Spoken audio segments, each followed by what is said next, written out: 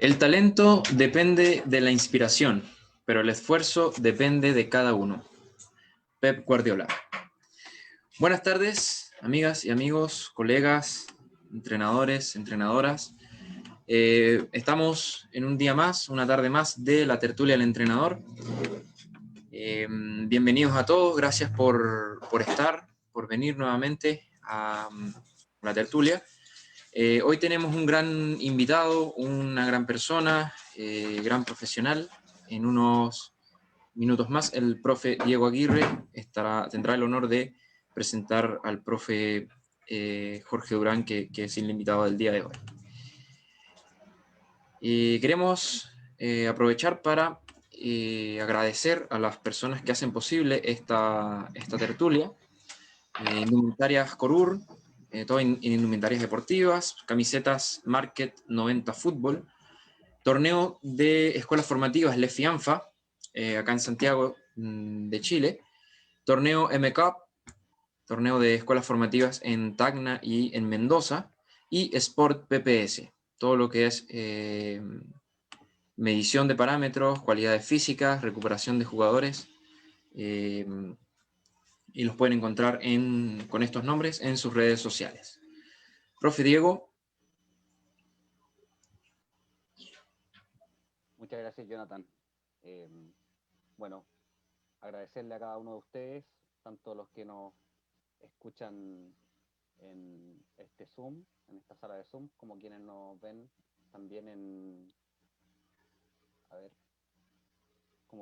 también por Facebook. Bueno, hoy nos honra con Jonathan tener una persona.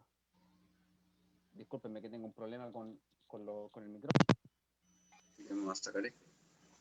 Nos honra, como les decía, tener una persona de tan amplia trayectoria. Es un preparador físico que hizo un cambio cultural, diría yo, o también que formó parte de una contracultura, como lo dijo Marcelo Bielsa, esta vez en su país, en Venezuela, donde diría yo que se cambió la forma de ver el fútbol, donde el pueblo venezolano y los jugadores venezolanos se dieron cuenta que eran capaces de hacer mucho más, y se cambió ese rótulo que tenía la selección venezolana, que era el de la Cenicienta. Yo me acuerdo muy bien cuando veíamos la prensa acá local, acá en Chile, donde rotulaban a Venezuela de la Cenicienta, y ahora ya pasó eso, y vemos que la selección venezolana es reconocida como la Vinotinto. Hoy tengo el honor de presentar a don Jorge Durán. Él es preparador físico, como les mencioné, estuvo en todas las selecciones menores de Venezuela, de la selección de Venezuela.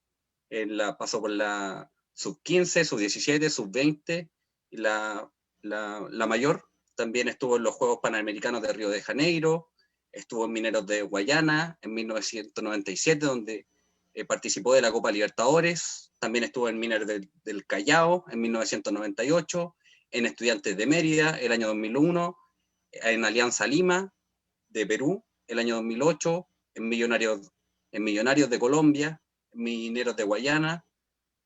También fue entrenador de Mineros de Guayana el año 2016, preparador físico de Aragua, estuvo también en Deportivo Cuenca, es director del campamento de fútbol Jorge Durán, y también estuvo presente como asistente técnico de Mineros de Guayana el año 2020. Este año, en esta pandemia, también fue el coordinador del proyecto de capacitación Aprendiendo a través del Juego, durante esta plataforma de Zoom, y donde, bueno, personalmente tuve la oportunidad de verlo, de apreciar la magnífica calidad de profesional que es, y todos los conocimientos que ha entregado. Así que ya está todo dicho. Solamente agradecerle a usted, profesor Jorge Durán, por acompañarnos. Nosotros estamos recién empezando en este camino del fútbol, así que vamos a vernos sin lugar a dudas. Vamos a deleitarnos con su charla de hoy, con el tema de la tarea, un medio de conexión al juego. Ok, buenas tardes, ya buenas noches para algunos allá en en Santiago, bueno, y para toda Latinoamérica y el mundo, porque esto es una conexión ya global, ¿no? Primero, felicitarte, Diego, y a Jonathan Montilla por esta excelente iniciativa. Yo creo que con estas gestiones uno va creciendo no solo como persona, sino también como profesional, y ustedes están sumando una semilla de aprendizaje para una gran cantidad de entrenadores que en este momento estamos todos en esta situación de stand-by que nos tiene la pandemia, porque yo siempre digo que el mejor laboratorio nuestro es la cancha, pero ahora nos tocó cambiar esta dinámica cognitiva que nos toca a través de estas plataformas tecnológicas, que siempre es bueno tener este intercambio, porque yo pienso que nos permite escuchar a los demás y nos permite hacernos un criterio que eso antes o hace años no lo teníamos a diario, y creo que el aprender a escuchar también es parte de un entrenamiento en el cual todos lo estamos teniendo, ¿no? Felicitar también a la Escuela de Fútbol Huachipato Santiago por la actividad y al programa de esta actividad, la tertulia del entrenador. Sigan con estos proyectos que esto a futuro le va a dar su fruto más adelante, y el fútbol, como siempre, recompensa al que hace cosas buenas.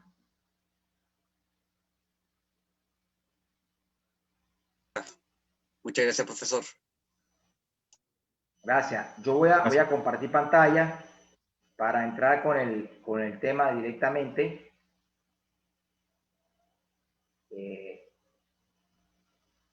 Vamos a ver aquí.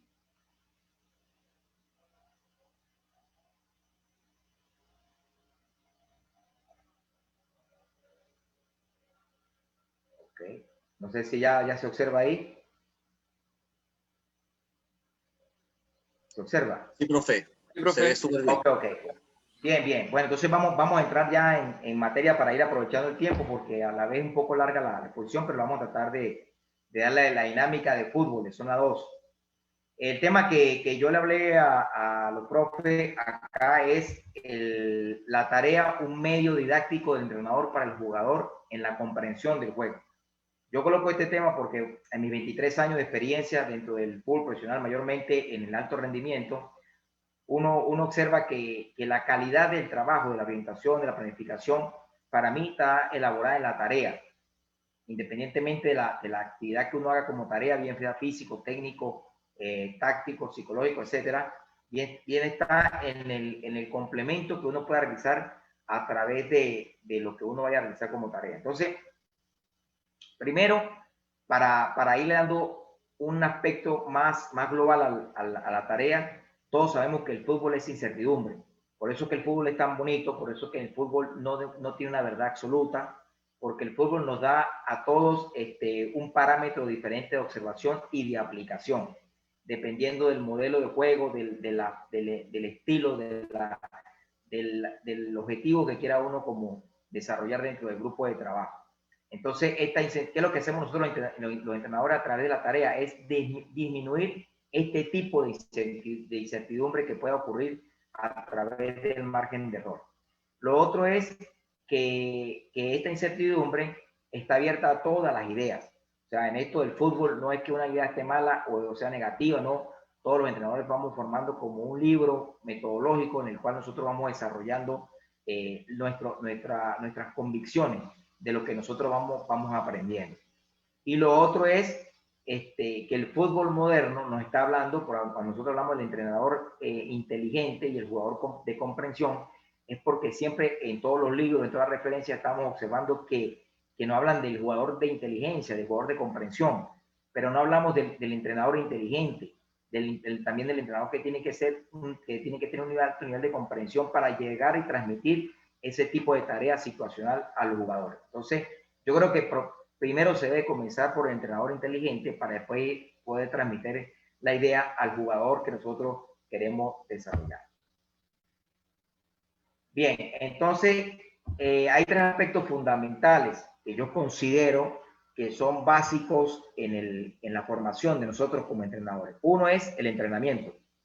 El entrenamiento, ¿por qué? Porque el hecho de la aplicación sistemática de trabajo en la cancha, el día a día, que es el que nos da a nosotros el laboratorio, el margen de acierto, de error, de poder nosotros retroalimentarnos, de tener un feedback con la tarea que nosotros planificamos, que nosotros realizamos, esto es importante tenerlo en cuenta. Entonces, ahorita, por ejemplo, ya nosotros lo estamos viviendo, el no tener aplicación práctica de tareas, estamos viviendo estos 5 o 6 meses ya de un enfoque teórico de formación, pero nos hace falta empezar a llevar a la cancha todo lo que nosotros estamos recibiendo en el proceso de formación.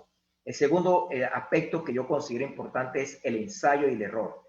Y yo hablo de esto porque por muchos años, sobre todo en los procesos de formación, nos han hecho ver el error como una debilidad, como una parte negativa del planteamiento que nosotros realizamos y del jugador. Y la experiencia me dice que no, que más bien el error es parte de nosotros poder realizar tareas para suplirlas en función de un aprendizaje. Y ahí es donde entra para mí la inteligencia del entrenador, de poder tratar de ver qué tipo de error es el que tiene nuestro jugador o nuestro modelo de juego para nosotros poder aplicar una sesión de tareas y de situaciones que nos lleven a mejorar en ese aspecto. Y al final, ¿qué es lo que esto va a dar? Un aprendizaje. Y creo que este es el feedback que nosotros podemos recibir como el fruto de todo el trabajo de entrenamiento, de ensayo y error y siempre aprendizaje. Por eso que nosotros hablamos que en el fútbol uno nunca deja de aprender, sino constantemente es una etapa de superación, de un camino de aprendizaje en el cual nosotros lo vamos realizando. Bien, entonces, hoy en día, nosotros tenemos un cuerpo técnico que tiene que estar altamente integrado y especializado en las tareas de fútbol, así sean los procesos formativos o en el alto rendimiento. Pero yo le voy a poner mi ejemplo, porque ¿dónde queda el preparador físico en este tipo de situación? Porque está el director técnico, que es el que marca el guión, el que marca todo la coherencia metodológica para poder llevar la tarea. Está el asistente técnico, que también lleva ese tipo de mensajes. Entran los rehabilitadores, los fisioterapeutas, entran el médico también, pero el preparador físico en el mundo del fútbol moderno ha tenido un cambio brutal en el sentido de la aplicación. ¿Por qué? Porque partimos de un preparador físico de hace 20 años, que más adelante los voy a explicar, de un concepto muy lineal, ahora un concepto práctico, un concepto vivencial, y que forma parte como un técnico más. Entonces, ese cambio de planteamiento, de preparador físico, estar dentro de toda esta corriente metodológica que hoy hablamos de método integrado, del método de precisión táctica, del método ecléctico. El preparador físico está dentro de esa corriente y él ha tenido que asumir una serie de aprendizajes que hoy para mí el preparador físico ya no es el preparador físico de hace 5 o 10 años, sino el preparador físico ya es parte del cuerpo técnico, es un técnico más dentro del trabajo de que nosotros realizamos en cancha. ¿Y por qué yo hablo de esto? Porque todos los que estamos acá, que somos entrenadores, nosotros cuando fuimos a la universidad, a mí me tocó ir a la licenciatura de Educación Física, nosotros vivimos con mucha información, con un planteamiento teórico desde el punto de vista de la periodización contemporánea rusa, de Matveev, Platonov, Versohaki, y donde hablaban los componentes de fuerza, velocidad, resistencia, coordinación de una manera muy lineal, apartado de lo que eran los deportes de conjunto, apartado de lo que era el fútbol, y por muchos años nos hicieron ver ese complemento. Eso también lo vivió el mundo del fútbol. Hablábamos de volúmenes de resistencia, volúmenes que las pretemporadas tenían que ser mayormente con un 70-80%, hablando de unos porcentajes de mayor capacidad para la parte aeróbica, la base, etcétera, etcétera.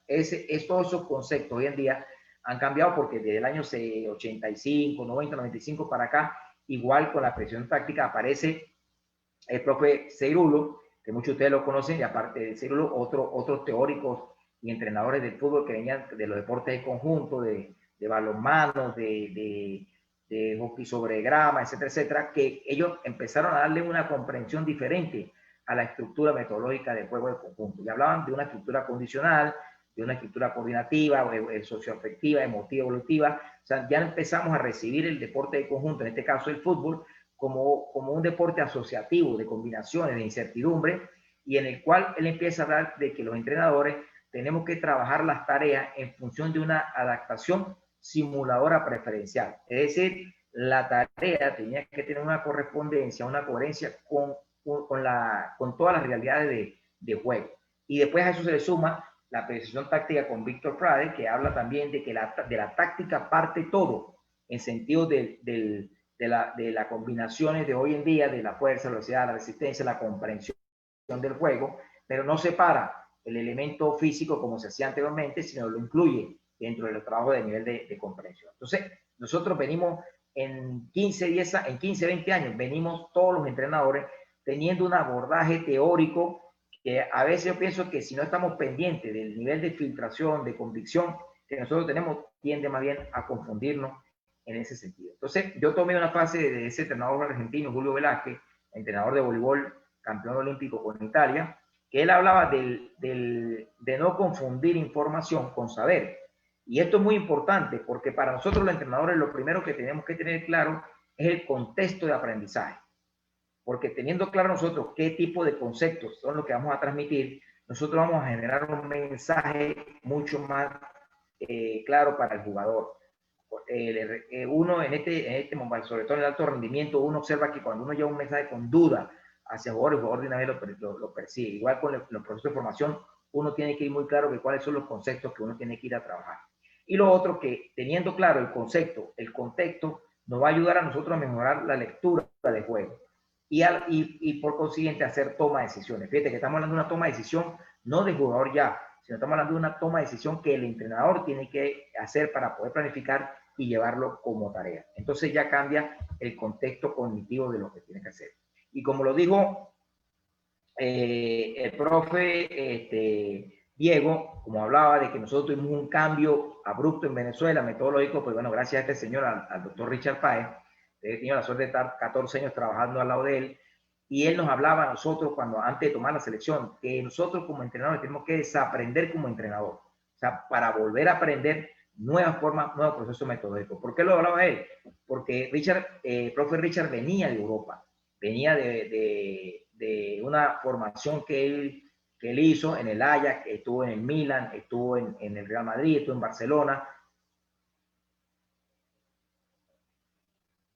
Y ese cambio que él recibió en un concepto diferente para un país como Venezuela, que teníamos 65 años ganando 2 partidos, teníamos que nosotros cambiar en los entrenadores, no los jugadores, porque los entrenadores eran los que teníamos que enviar un mensaje a todos los procesos de formación. A mí me tocó estar en sus 15, sus 17, sus 20, sus 23 de Venezuela, y ahí empezar a transmitir conceptos de juego, que es en la tarea. Por eso fue que observamos nosotros cambios también sustanciales en este tipo de jugadores. Y él nos hablaba, Richard, en aquel entonces, que yo tuve una reunión con él en el año 99, él nos decía que la primera cuestión que debe resolver un entrenador es la organización del proceso de entrenamiento deportivo. Y esto es clave, porque nosotros observamos diferentes tipos de libros de planificación, pero no dicen cómo planificar.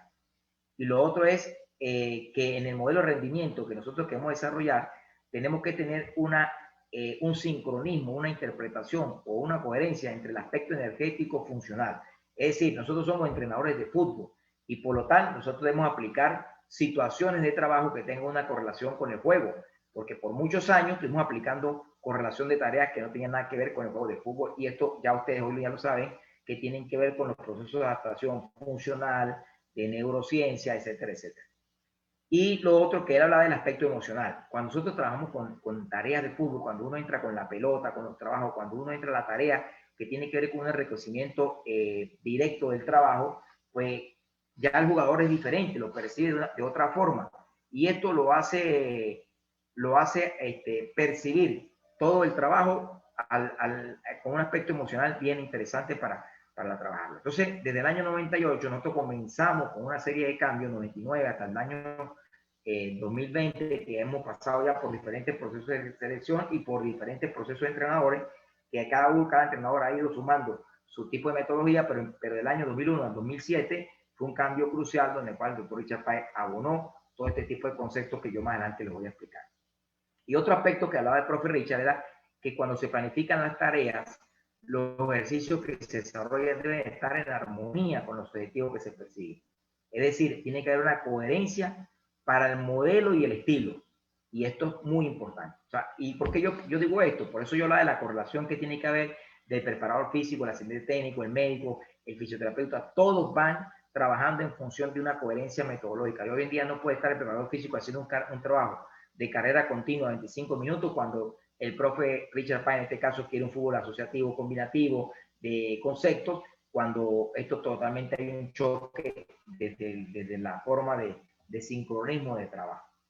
Bien, entonces nosotros dijimos, bueno, pero ¿cómo corroboramos esto? Porque esto había que exponerlo por toda Venezuela, había que hablarlo, había que convencer a los entrenadores que no era una idea que uno tenía, sino que estaba fundamentada. Bueno, y aquí está Cometi, yo se lo recomiendo a los que están aquí en la sala, que lo busquen. Cometi es un fisiólogo que habla de los deportes colectivos, de voleibol, de fútbol, de baloncesto, etcétera. Y él dijo que en estos deportes colectivos, por muchos años, la pirámide con que estuvimos trabajando, y todos nosotros los que vamos fútbol en un momento determinado, hace 15, 20 años, vivimos esto. Nosotros nos ponían a hacer primero 30 minutos de carrera continua, después en el intermedio hacíamos fútbol, los trabajos de fútbol, y al final nos decían, vamos a trabajar, hacer los trabajos de velocidad, los trabajos explosivos. Yo no sé si ustedes se acuerdan que eso nos lo hacían cada rato. Bueno, esta pirámide cambió totalmente, y hoy, por eso que hoy en día se hacen los trabajos analíticos de circuito de pase, coordinativos, explosivos al inicio. ¿Por qué? Porque desde el punto de vista fisiológico, el sistema nervioso central está mucho más descansado, el fosfágeno está en mejor proceso de recuperación, la estimulación de fibras rápidas está en el mejor momento para la latencia muscular, etcétera, etcétera. Entonces, este es el momento inicial para iniciar todos los trabajos que tengan que ver con una característica explosiva. Es decir, la velocidad funcional, muscular y cognitiva también se inicia trabajando desde este momento. Y lo otro vendría siendo la parte central, que ya son los juegos de fútbol, donde interviene el lactato, donde intervienen todas las reservas energéticas funcionales específicas, y al final, fíjate cómo cambia todo al final. Por eso es que al final nosotros hacemos los trabajos regenerativos, los trabajos intermitentes, los trabajos diferenciados, que uno tenga que hacer con un jugador que le falte volumen de trabajo en X componente, por ejemplo, potencia aeróbica, resistencia, etcétera, etcétera. Entonces, el concepto ha ido cambiando. ¿Y por qué Cometi decía esto? Porque yo les voy a poner un ejemplo que Cometi lo dice. Él establece, la fisiología establece dos tipos de fibra o 4 tipos de fibra en el ser humano. Que el tipo 1 y 2C son las fibras rojas, son las fibras de resistencia, y 2A y 2B son las fibras blancas, las fibras de potencia. En el caso de las 2A y las 2B, nosotros, que son las del futbolista, son las que tenemos que educar en los mejores trabajos de calidad con las tareas. Y él decía, si ustedes empiezan con niños en el proceso formativo a hacer volúmenes de trabajo de 25 o 30 minutos, a la larga ese niño ha hecho, durante su desarrollo de vida deportiva, ha hecho mucho más trabajo de formación de fibra roja que de fibra blanca. Entonces, si uno al final quiere cambiar esta genética, se le complica por la base fisiológica que uno deja, porque dice Cometi que es mucho más difícil pasar una fibra tipo 1 a 2B que una 2B a una tipo 1. Un jugador que se retira ya con calidad de potencia con 2B, ya es mucho más fácil que la haga carrera continua. Pero un jugador sub-20, sub-17, que ha recibido por muchos años carrera continua, volumen aeróbico, es mucho más complejo pasarlo a una fibra tipo 2B. Por eso es importante la tarea. ¿Y qué sigue corroborando esto que yo estoy diciendo? Es cuando uno hace los trabajos con GPS. Cuando uno mide los trabajos con GPS y recibe todo el comportamiento metabólico, que es el que está aquí arriba, frecuencia cardíaca, frecuencia de paso, los cambios de ritmo, las aceleraciones, las desaceleraciones, etcétera. Nosotros observamos que el GPS nos indica a nosotros que son picos intermitentes de trabajo, hasta que normalmente hay una pausa completa cuando hay el descanso, pero todo el tiempo hay pausas incompletas también hasta el descanso. ¿Qué quiere decir esto? Cuando vemos la de abajo, la frecuencia cardíaca, también observamos cómo es esos picos de trabajo. Entonces, ¿cuál es la tarea? ¿Cómo debería ser la tarea para entrenar una sesión de entrenamiento? Nosotros tenemos que orientar ese tipo de tarea que tenga un comportamiento con un estímulo que se parezca al juego de fútbol. Y cuando me dicen a mí en varias ocasiones con esta charla, profe, pero ¿cómo hacemos con los procesos formativos? Cuando el niño juega 7 contra 7, 5 contra 5, 9 contra 9, él busca naturalmente esos picos de aplicación. Cuando usted le coloca una cancha reglamentaria de 7 contra 7, 9 contra 9, normalmente se dan estos picos porque el móvil, que es la pelota, es la que lo obliga a realizar este tipo de trabajo de intermitencia. Pero nosotros también como entrenadores tenemos que aprovechar en la función de la organización del entrenamiento, eso que hablaba el profesor Richard Páez, de que el entrenamiento tenga estas características y que no tenga tantas fallas que más adelante nosotros vamos a ir presentando. Entonces, nosotros hablamos de la comprensión del juego. Primero, empezamos a ver que nosotros teníamos una falla en el fútbol de 7 contra 7, 5 contra 5. Ojo, estoy hablando del año 1998. Hoy todo el mundo lo ve claro porque todo el mundo ya sabe que hay 7 contra 7, 9 contra 9, ya la FIFA colocó esto, pero en el año 98 nosotros observamos en los planteamientos de estudio que hicimos por toda Venezuela y todavía Sudamérica, en algunas partes se jugaban niños con edad de 10 o 9 años, jugaban la cancha de Santiago de Apoquindo, allá en Santiago, jugaban con canchas grandes, y uno veía ese tipo de situaciones. O sea que por muchos años nosotros estuvimos repitiendo situaciones que están alejadas de una realidad fisiológica cognitiva del fútbol. Y hoy en día los entrenadores, creo que hemos aclarado eso, pero todavía seguimos aplicando normas y cosas que no tienen que ver con tareas situacionales. Y eso tiene que ver con la memoria fisiológica de trabajo, que yo le hablaba de la 2A, 2B, que la tarea tenga que tener un comportamiento de comprensión para el niño, sobre todo en el proceso formativo, y después ahorita voy a colocar ya el proceso del fútbol profesional. Y que la parte de la correlación de la frecuencia cardiopulmonar y cardiorrespiratoria tiene que tener una correlación cuando uno le coloca espacios adecuados. Entonces, ¿qué hicimos nosotros? Buscamos resolver cuál era el planteamiento del problema, las propuestas, el proceso de cambio metodológico que nosotros pedimos desarrollar. Primero estudiamos la estructura del deporte del fútbol. Aquí los niños no estaban haciendo fútbol, estaban haciendo otro tipo de trabajo diferenciado. Estaban jugando en cancha de 105 por 100 y 72 de ancho, con portería de 132 por 244 de alto, con balones número 5, inclusive jugaban, y todo esto, había una distorsión metodológica en la aplicación del trabajo de fútbol. Esto hoy en día ha cambiado. ¿Y por qué nosotros, esto lo hablo yo de manera resumida, porque hay muchas cosas más que hay que hablar de esto, pero por el tema del tiempo de la ponencia, yo lo voy reduciendo. ¿Por qué hablamos nosotros de esto? Porque nosotros, por ejemplo, ¿qué selección? ¿Cuál es el proyecto de selección Vinotinto que nosotros queríamos?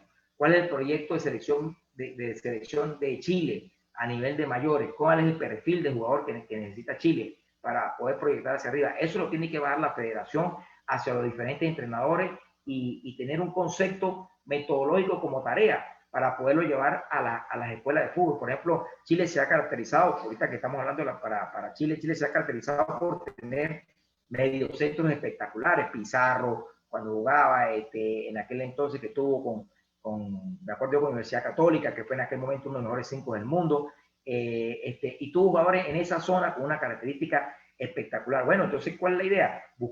Ir buscando jugadores que mantengan ese perfil, que mantengan esa característica para que el estilo y el modelo lo vaya cambiando. Fíjate que después llegó Bielsa, hizo un tipo de trabajo con un estilo, con una metodología que le dio resultado a Chile. Hoy está el profe Reinaldo Rueda, que está haciendo un tipo de trabajo espectacular también, y eso le da un enfoque de metodológico que qué es lo que tienen que trabajar los entrenadores a nivel de las diferentes categorías para buscar el estilo que está pidiendo el técnico de selección de mayores. No sé si me explico con esto, porque le van agarrando la idea que todos tienen que sumar en el trabajo que se quiere a nivel de selección.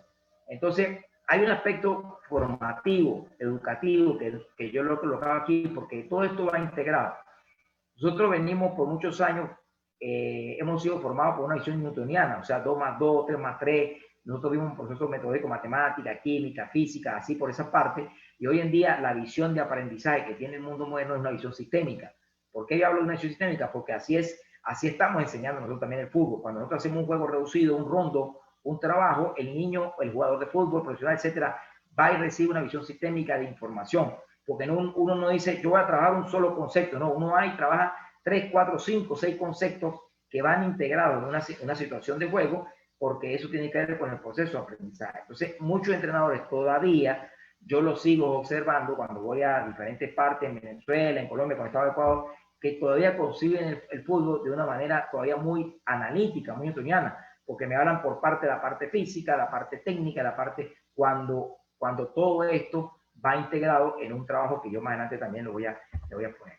Y esto también tiene correlación con las taxonomías educativas, porque cuando uno ve todas estas taxonomías que tienen que ver con el aprendizaje, cuando uno ve la parte cognitiva de Bloom, la de Simpson, la de Krawoji, la de Ausfeld, hoy en día que está entrando la neurociencia, que bueno, hace muchos años está, pero hoy en día, hoy la estamos viviendo mucho más los entrenadores, los deportes de conjunto, todas hablan de una serie de procedimientos que se empieza con un patrón básico de conocer, de imitar, de recepción, que eso es parte de los procesos formativos. para llegar al final con un proceso de interpretación, de comprensión, de respuesta, de aplicación, etcétera, que termina el jugador. Entonces, ¿dónde está la correlación de aprendizaje? La correlación está en todo lo que el niño va a recibir como proceso de formación para cuando llegue al final de su etapa de nivel de sub 17 y sub 20, que está entrando en una etapa de intuición, de creatividad, de talento, ya el jugador tenga un nivel mayor de comprensión del juego. Porque el jugador tiene que hoy en día no es que corra más, no es que sea más fuerte. No, el mundo del fútbol hoy en día está solicitando un jugador que comprenda mejor el juego. Y para que comprenda mejor el juego, entonces por eso el cambio, el preparador físico, el asistente técnico, el entrenador, tiene que llevar tareas con una forma de enseñanza y de aprendizaje para que el niño entienda el por qué, para qué, cómo hace este tipo de situaciones. Y ahí es donde el profe Richard nos decía, no es cuestión de intensidad, es cuestión de controles, perfiles, pases, comprensión e interpretación para generar sociedades, conexiones que den caos dentro de un orden y viceversa. Y esto es lo que hoy en día vemos nosotros del juego. Cuando hay caos, hay posesión, tenemos la posesión. Cuando no tenemos la posesión, tiene que existir un orden. Y ese continuum futbolístico del juego se da en momentos determinados, en milésimas de segundo. Ahí es donde viene la comprensión. Y lo otro es la lectura de los espacios y el tiempo y la oportunidad que los jugadores van entendiendo a través de todas las tareas que nosotros vamos dando. Entonces, ¿qué hacemos nosotros los entrenadores? Primero buscamos patrones de comportamiento por posición y en las diferentes zonas. Y esto es muy importante que nosotros los entrenadores la tengamos en cuenta. ¿Por qué? Porque sobre todo en los procesos de formación, no acostumbren a un jugador a una sola posición, acostumbren al jugador a diferentes posiciones, que sea lateral, que sea extremo, que sea volante 5, que sea central que juegue de medio centro, etcétera, etcétera. ¿Para qué? Para que el jugador pueda tener interpretaciones también de las diferentes situaciones de juego en diferentes zonas. Lo otro, somos diferentes según el contexto, claro que sí, porque emergen ideas, pero lo principal es que el jugador sea el protagonista de su aprendizaje. ¿Y qué contexto hablamos de esto? Que esto se da en todos los procesos de aprendizaje, sobre todo también en el fútbol profesional arriba, más todavía. Cuando un jugador lateral pasa a zona 2, ya no es lateral, ya hoy en día es un volante más. Y cuando pasa a zona 3, zona de definición, ya no es un lateral, sino sigue siendo un extremo o un delantero para que haga una finalización de jugada.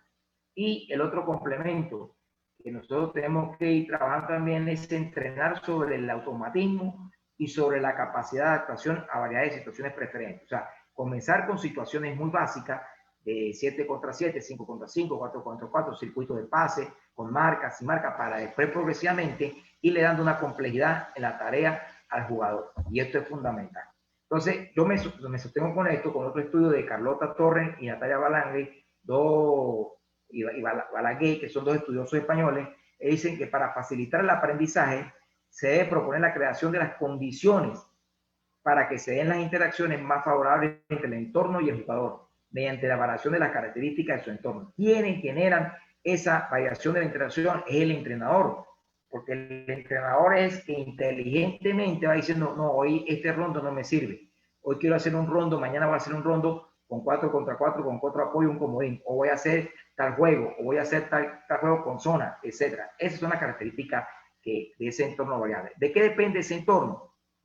Ese entorno va a depender de la planificación, que es fundamental, de la cancha, de los materiales, de los jugadores, de otros aspectos o componentes que ustedes tengan y de las tareas simuladoras que uno haga. Entonces, pero para mí es clave también la planificación. Bien, entonces para dar una muestra de cómo ha ido cambiando esto, para ir entrando ya con trabajos, aquí vemos nosotros el rol de preparador físico hace 20 años, 15 años, vamos a ponerle 15 años, un trabajo de potencia aeróbica donde el entrenador apenas intervenía en las tareas, salía de un cono a otro, sin pelota, totalmente analítico, llegaba, se tomaba frecuencia cardíaca o tiempo de recuperación o tiempo de la ejecución del trabajo y volvía otra vez a salir, un ejemplo como se hacía anteriormente. Hoy en día, aquí viene un trabajo analítico integrado ya, donde se coloca un balón, ya viene un jugador que recibe el pase, pared, recibe otro jugador, empiezan a aparecer las estacas para realizar zigzag, conos, estacas, etcétera, diferentes patrones de movimiento que tengan que ver con las adaptaciones musculares o de respuesta a la zona donde juegue y que termine con una finalización. Fíjate cómo va cambiando, ya le vamos dando a la tarea otro tipo de interpretación, a llegar hoy en día, que aquí es donde uno ha ido cambiando, a llegar a un rol de preparador físico más integrado, más partiendo de trabajo táctico, donde la figura de preparador físico es un colaborador más dentro del propio entrenamiento. Entonces, nosotros, los preparadores físicos, ayudamos al técnico a elaborar este tipo de tareas. Esto es un ejemplo, una situación de 8 contra 8, con 6 arcos, 2 en los extremos, y dos en los extremos en cada extremo, y 2 en el medio, y donde se juega un tiempo de 8, 10 minutos, 7 minutos. Esto depende de los objetivos que ustedes tengan. Pero ya empezamos a escuchar cosas como esto: presión de quien no tiene el balón, movimiento de los posibles receptores, mostrar líneas de pase, del tercer hombre. O sea, empieza el concepto de juego a aparecer, y ya no es correr por correr, sino ya es una tarea que tiene un nivel de interpretación de acuerdo a lo que se hace del juego. Y esto es un ejemplo también de las ruedas de pase de rotaciones. Antes nosotros hacíamos ruedas de pase con rotaciones del A al B, al C al D, que eran muy prácticas. Hoy en día no, hoy en día sale del A al B, al D, del D al C, del C al... O sea, la forma del patrón ha ido cambiando, porque en esos circuitos de pase, aquí también lo vemos un poco más claro, ha ido cambiando ese patrón de circuito para mejorar la parte cognitiva. Yo le digo a los entrenadores que cuando son procesos formativos, 9, 10, 11, 12 años, aquí no se apure. Aquí lo importante es que el niño haga bien el pase, a estar pendiente de la recepción, del giro, que reciba, el otro que lo hagan con 4 o 5 jugadores, y otro lado hacen 4 o 5 jugadores para que todos vayan con esa dinámica. No colocar más de 6 jugadores, 7 jugadores en un espacio, para que se dé una dinámica con cierta intensidad. Cuando ya son jugadores más grandes, sub 17, sub 20, que ya uno, entonces aquí sí tenemos que estar nosotros pendientes de la intensidad del pase, de que el jugador salga, aparezca, de que la velocidad de la intensidad del pase sea la adecuada, que cuando este reciba aparezca el otro, y entonces después al final darle libre interpretación, que recibe y que juegue con el A, con el B, con el C, y que termine siempre en una acción que puede ser de definición, etcétera, etcétera. Eso depende de la interpretación. Yo lo coloco como ejemplo. Entonces, Dani Guindo, que es otro estudioso español, le lo recomiendo también, él dice que la tarea es la unidad básica del entrenamiento, y a raíz de ella se construye todo el proceso metodológico en función de un determinado objetivo. ¿Qué es lo importante para nosotros ahí? La situación-problema. Siempre hay que dar situación-problema para buscar comportamiento a diferentes niveles en el modelo de juego. ¿Por qué? Porque de ahí depende la calidad del entrenador, diseñar y ejecutar tareas que busquen potenciar todo un equipo. Yo siempre parto de esto. Yo puedo ver tareas de Simeone, de Guardiola, del propio Reinaldo Rueda, etcétera, pero a lo mejor esas tareas no me sirven a mi modelo de juego.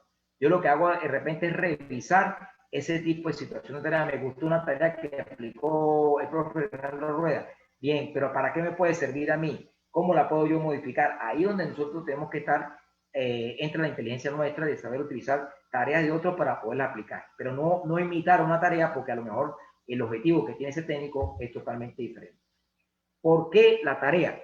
Para mostrar y aplicar lo que se va a entrenar en situación real de juego. O sea, y que la sesión de entrenamiento esté relacionada al modelo de juego. Esto es muy importante. Siempre acercar la sesión de entrenamiento a lo que nosotros realizamos. El fútbol, a nosotros, usted nos da una realidad. Y la realidad es que tenemos 1 hora 10, 1 hora 15 para entrenar. Eso son realidades. Y desde que yo empiezo el entrenamiento, la entrada en calor, desde ahí tengo que tratar de aprovechar el entrenamiento. Por eso yo recomiendo más adelante en la organización que voy a hacer de la planificación, que el entrenador esté 1 hora antes. Y lo otro que tenga que ver con la relación del contexto de juego. ¿Para qué? Para seguir buscando niveles de comprensión. Entonces, nosotros seguimos partiendo de 3 elementos que son básicos. 1, seguir manteniendo lo que es el fútbol olvidado, el juego de calle, el 5 contra 5, el 4 contra 4, el 3 contra 3, el que tenga ese tipo de situaciones.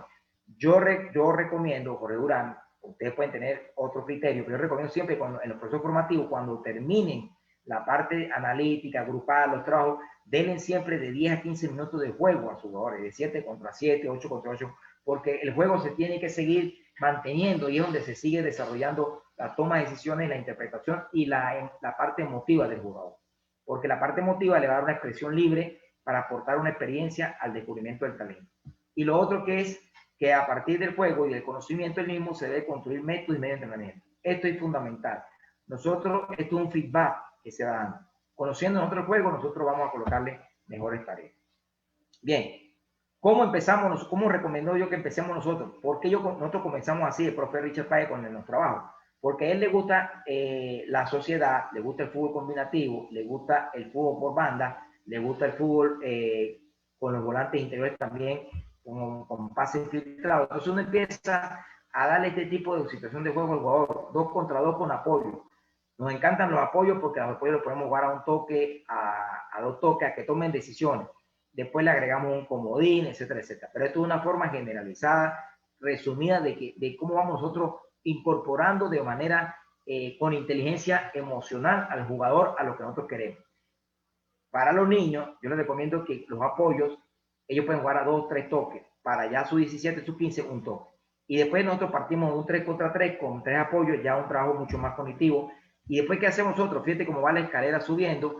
Nosotros tenemos una serie de cantidad de juegos que esto va variando metodológicamente de acuerdo a la semana, al día, a la tarea, pero esto es más o menos el patrón que vamos buscando, juego de 2 contra 2, 3 contra 3, después 9 contra 9 y al finalizar 11 contra 11. Muy pocas veces realizamos 11 contra 11 en juego de cancha larga, o sea, la cancha con la totalidad del diámetro de la cancha. Siempre el juego de área arco o área a área, porque nosotros cuando vemos los análisis de videos, ¿dónde se va a dar el juego? En un espacio siempre de 40 por 40, de 50 por 50, no se da en un espacio de 100 por 72.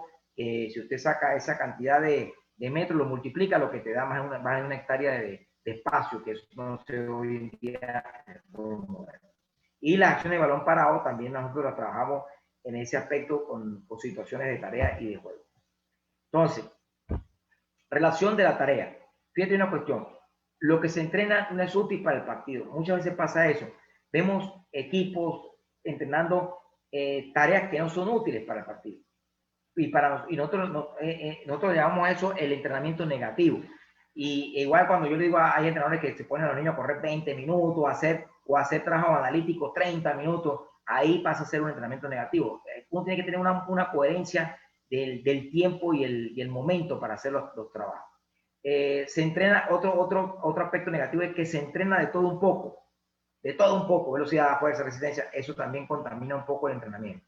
Los jugadores toman muy pocas decisiones en entrenamiento, y esto es verdad, porque a veces no lo dejamos jugar o al niño o al jugador. Y esto siempre lo veo yo cuando voy a la clínica de fútbol, se detiene muchas veces la práctica para corrección. Hay entrenadores que paran un trabajo y empiezan a hablar 3, 4 minutos, baja la frecuencia cardíaca, disminuye todo el nivel de entrenamiento, y esto es negativo para el aspecto tanto fisiológico como emocional del jugador. Uno tiene y eso se transforma en transiciones negativas. Entonces, lo que recomendamos es que las tareas se planifiquen en base a errores y observaciones, como venimos hablando de la primera lámina, transferencias positivas en todos los trabajos, y se debe buscar siempre progresiones, que el niño termine en gol o que termine con situaciones de 1 contra 1, de 3 contra 3, de 2 contra 2, etcétera. Toda esa variante la va a desarrollar el entrenador de acuerdo a lo que quiera buscar, ¿no? Y aquí entramos, ustedes dirán, bueno, profe, pero ya yo le estoy hablando del concepto de cómo entramos con los juegos, pero a los juegos, nosotros para poder desarrollar esos juegos, nosotros le colocamos algunos conceptos que ustedes van a ver literalmente, el profe más adelante lo coloca, que ustedes van a ver literalmente en los libros, pero no leídos tampoco nos dicen cómo aplicar. Entonces yo aquí voy a hablar de algunos conceptos y les voy a decir cómo nosotros lo aplicamos. Entonces aquí hablamos nosotros, para nosotros es clave el ritmo de la circulación del balón. Por ejemplo, cuando se hacen los juegos de rondo, de 7 contra 7, 8 contra 8, espacios reducidos, nosotros le damos mucha importancia a la circulación del balón. Y para eso nosotros agregamos el trabajo de 1 o 2 toques. Por ahí salió un análisis táctico, técnico-táctico del Bayern Múnich con Alcántara, con Thiago Alcántara. No me dio tiempo para colocarlo acá, pero muy importante, que jugó en todo el partido, mantuvo posesión 3 minutos. 3 minutos en todo el partido. Y todos los aspectos del juego lo hizo a 1 o 2 toques. Yo no sé si lo han llegado ustedes a ver, porque eso fue muy popular por Twitter. Pero eso no indica que el fútbol moderno, que este jugador que fue uno de los referentes para ese tipo de partidos, tuvo la pelota 2 minutos 25, 2 minutos 30, jugando a 1 o 2 toques. Entonces, movilidad, apoyo constante, en toda la zona. Esto es clave. Nosotros siempre buscamos que el jugador esté en esa forma de apoyo, y le vamos a decir después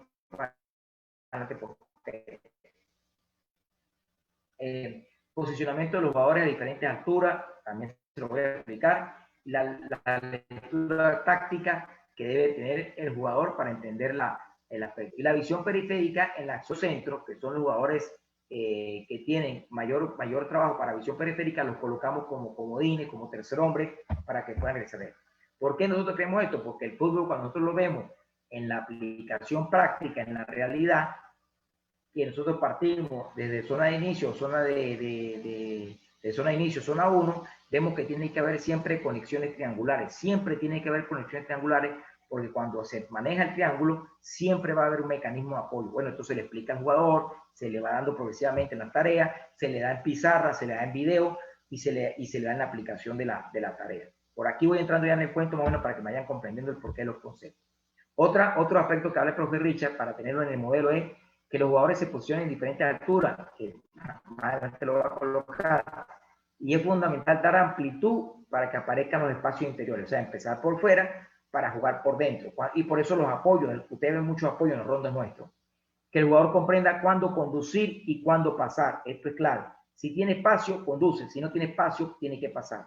Y el concepto del hombre libre es fundamental, entender cuándo el jugador es libre, cuándo puede aportar una serie de interpretación para realizar todo el aporte.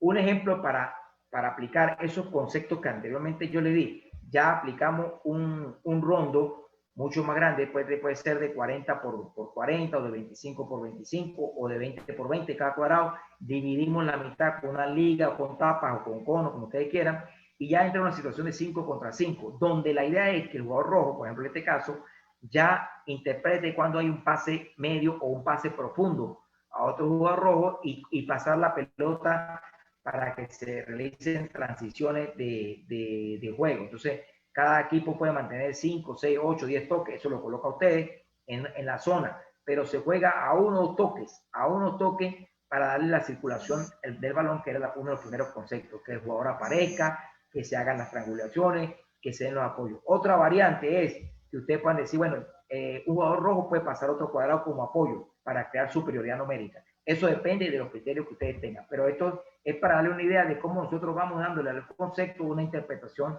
físico, técnico, táctica y emocional. Otra característica es como defensa y ataque son juntos, no se separan. Las acciones ofensivas condicionan el resto del juego, siempre, porque cuando uno hace un principio de recuperación tras pérdida, el equipo tiene que estar corto, tiene que estar cerca entre las líneas. La posesión pretende desestabilizar el contrario, esto es claro. Cuando tú tienes la posesión, cuando trabajas la posesión, tú vas a encontrar los espacios y las oportunidades. Y el equipo, cuando pierde el balón, debe estar junto en recuperación lo más rápido posible. Esto es clave en una interpretación táctica de recuperación. ¿Okay? Aquí me queda otro principio. Y siempre el ataque condiciona la forma de defender. Esto es fundamental, porque cuando uno ataca, esto lo va logrando uno con los trabajos de espacio reducido. Cuando uno ataca, el último hombre, el central, los centrales que generan full posicional, empiezan a acercar la línea para estar más cerca de la jugada. Entonces, dentro de estas características, ¿qué tenemos nosotros como concepto? Generar superioridad a las espaldas de la línea rival. Esto es clave, porque siempre los jugadores deben estar por encima de la zona donde esté.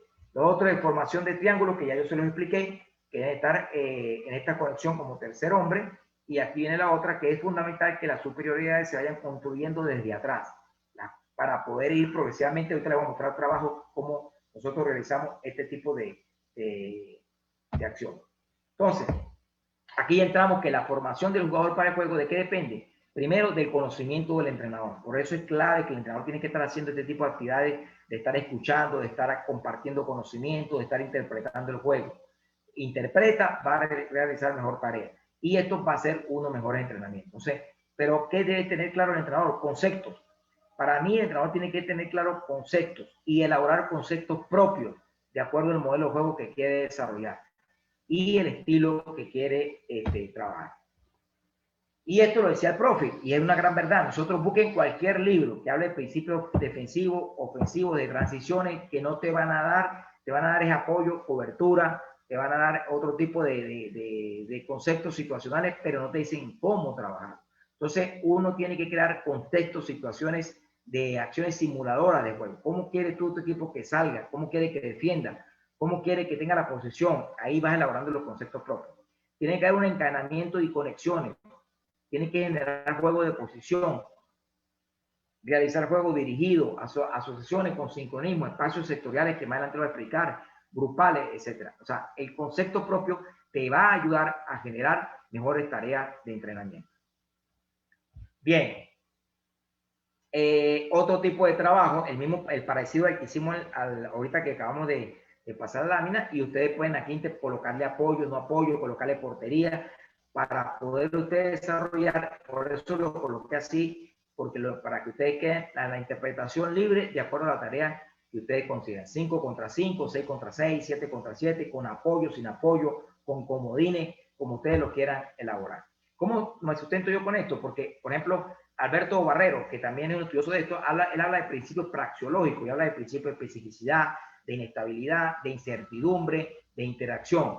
Y cada de estos principios, fíjate, esto uno no lo había escuchado hace 10 años, no escuchaba estas cosas. Y entonces, ¿por qué? Porque ya se da una serie de continuos futbolísticos de juego que uno lo va interpretando de otra manera de acuerdo a las vivencias situacionales que va teniendo. Garganta y Pinto, que también son unos portugueses estudiosos de esto, hablan de la naturaleza y de lógica de juego. Ellos hablan de los deportes de equipo, de colaboración, de oposición, de contraataque, ofensivo, defensivo, y hablan de que a esto Carlos Queiroz, el profe que está dirigiendo la Selección Colombia, habla de que en cada tarea que uno haga siempre tiene que haber una situación de superioridad, de igualdad, superioridad o inferioridad numérica. Y esto más adelante también lo vamos a explicar. ¿Por qué? Porque esto le da componentes situacionales a la tarea. Se habla también de toda la fase, momentos ofensivos, de la posesión, la recuperación, cómo son las progresiones, cómo deben ser las interceptaciones, y esto lo crea uno a través de juego. Y las normas y actuaciones de comportamiento, cómo hace la penetración, el crear ventajas posicionales, de atacar 2 contra 1, 3 contra 1, todo eso es lo que tiene que ver con ventajas posicionales. Y la parte defensiva también, cómo replegar un equipo para hacer línea de 5 en toda la zona del área grande, como de 16,50, como hacer 2 líneas de 4, etcétera, etcétera. Todo eso dentro de la organización. Y Ale Couto, que también es un estudioso de mucha calidad en esto, nos habla de que hay ataque y contraataque, transición, defensa. Él habla de continuo juego, combinado, directo, mixto, habla de la velocidad ofensiva, de la progresión ofensiva, de la vertical, del ritmo de juego. Esto es clave. Cuando uno hace entrenamientos de juego reducido, uno pide ritmo de juego. Tiene que existir mucho ritmo de juego que tenga que tener una correlación con la situación de la realidad de los partidos. Y después vienen situaciones que hablan en los libros, desmarque, apoyo, las vigilancias defensivas, etc. Eso se da en un contexto, mira, una serie de principios de juego que uno lo va elaborando como concepto. ¿Y por qué esto? Porque uno tiene 3 formas o 4, o 12, 15, 16, eso depende de ustedes, de salir en una zona determinada, de la zona 1, de la zona 2, o de la zona de inicio, o de progresión, de finalización. Entonces, ¿por qué? Porque uno tiene enfrentamiento a rivales, espacio, tiempo, riesgo. Yo les voy a colocar un ejemplo, para que ustedes, bueno, el profe Durán, ¿cómo hacen un principio propio de juego? Este es un principio que nosotros lo llamamos el zigzag. El zigzag, un nombre que ustedes a lo mejor ni lo han escuchado, pero es un concepto de juego que nosotros elaboramos en zona de inicio. ¿Por qué? Porque primero lo hacemos como automatismo, fíjate. Sale el jugador con el central no puede salir con este lateral que está bien abierto en la banda, juega con el medio centro juega unos toques otra vez con el central, y hay un zigzag, y el central va con el lateral para que aparezca el otro medio centro y termine la jugada ahí. Eso se hace como automatismo. Entonces uno coloca los jugadores de esta zona a trabajar, más adelante coloca los jugadores medio centro con volantes interiores a trabajar automatismo también de otra característica, y después los delanteros.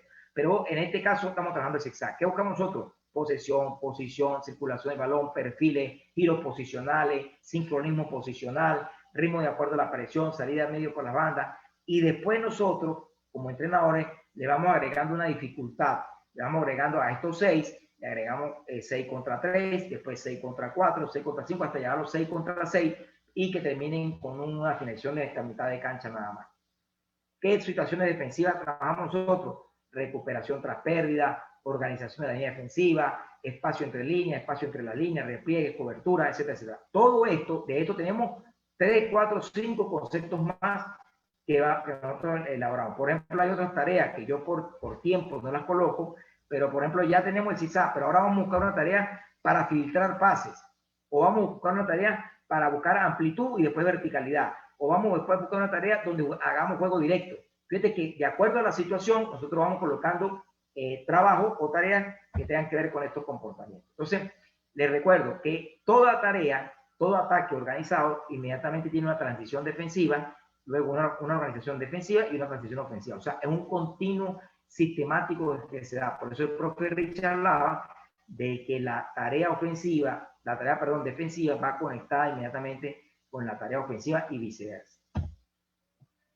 Iván Rivilla, que es un estudioso de la neurociencia, dice: cada tarea de entrenamiento crea o propaga una conexión neuronal que desaparece gradualmente si no es continuamente estimulada. Y esto tiene una gran verdad. Por eso los niños que hagan juegos de 5 contra 5, 6 contra 6, 3 contra 3, cuando lleguen a sus 15, 7 contra 7, hacer rondo, juego, etcétera, cuando lleguen a esas situaciones de tareas que se ha repetido sistemáticamente por muchos años, el niño va a responder, o el jugador va a responder con un nivel de intuición, de comprensión, que ya lo hace de manera subconsciente, de manera inconsciente, como nosotros lo llamamos, y no de manera consciente. O sea, es otra cosa importante. Nosotros creemos que el jugador responde de manera consciente. No, el entrenamiento lo llamamos de forma consciente, pero subliminalmente queremos que el jugador siempre esté respondiendo de manera inconsciente a la tarea. Otra tarea para generar, por ejemplo, presión alta. Para generar presión alta, tres jugadores rojos contra 6 amarillos. Esto nosotros lo hacemos en un espacio de 18 por 18, de 17 por 16, dependiendo de lo que ustedes quieran. El espacio, pero que sea con realidad de intensidad. Y los tres rojos van a quitar pelotas y colocamos medio centro. Van a hacer recuperación del balón a diferentes espacios con una intensidad fuerte. Esto dura 1 minuto, 45 segundos. Y lo hacemos como rondo. Pero fíjate, después esta tarea termina, uno cambia un apoyo, entra otra vez a quitar. Esta tarea nosotros la llevamos al juego, y después la llevamos a esta situación: un portero, 2 centrales y un medio centro. Y que estos 3 mismos rojos, pero ya en situación de partido, realicen la presión. Entonces, lo vamos llevando, fíjate, de una tarea de rondo introductoria que nos sirve hasta de calentamiento, después la podemos llevar a una relación directa, situacional, ya técnico-táctica. Entonces, fíjate, como una tarea conecta a otra tarea y tiene un comportamiento situacional del trabajo.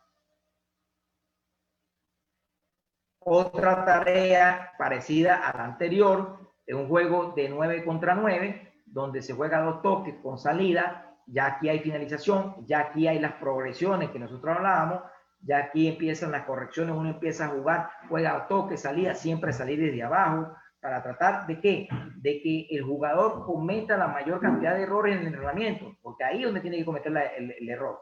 Y por eso le decía que el error es parte de nuestro trabajo de ayudarlo, y uno le coloca este tipo de situaciones para ver qué tipo de patrones va a tener y qué tipo de errores se va a manejar.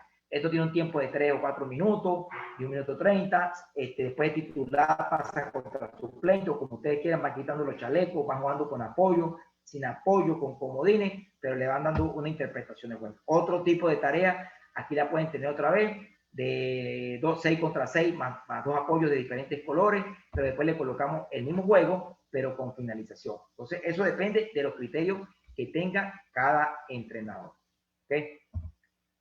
Otro tipo de tarea también tenemos, ya agregamos 3 comodines, uno por banda, uno en el medio, otro por banda, y juegan ya 9 contra 9, 8 contra 8, con 4 arcos por los extremos, o aquí podemos colocar los porteros en el fondo, con un medio centro también, los porteros sin arco grande, sino simplemente que reciban para que jueguen con los pies también, a 1 o 2 toques para que tomen decisiones porque no pueden ya recibir con la mano, forman parte del juego. O sea, esta interpretación de la tarea se la dan. Fíjate, tenemos 3 zonas donde a esta zona le podemos jugar que jueguen a 1 toque, esta zona libre y esta zona, la zona de medio que juega a 2 toques, y la zona de finalización que jueguen a 1 o 2 toques, o jueguen libre también.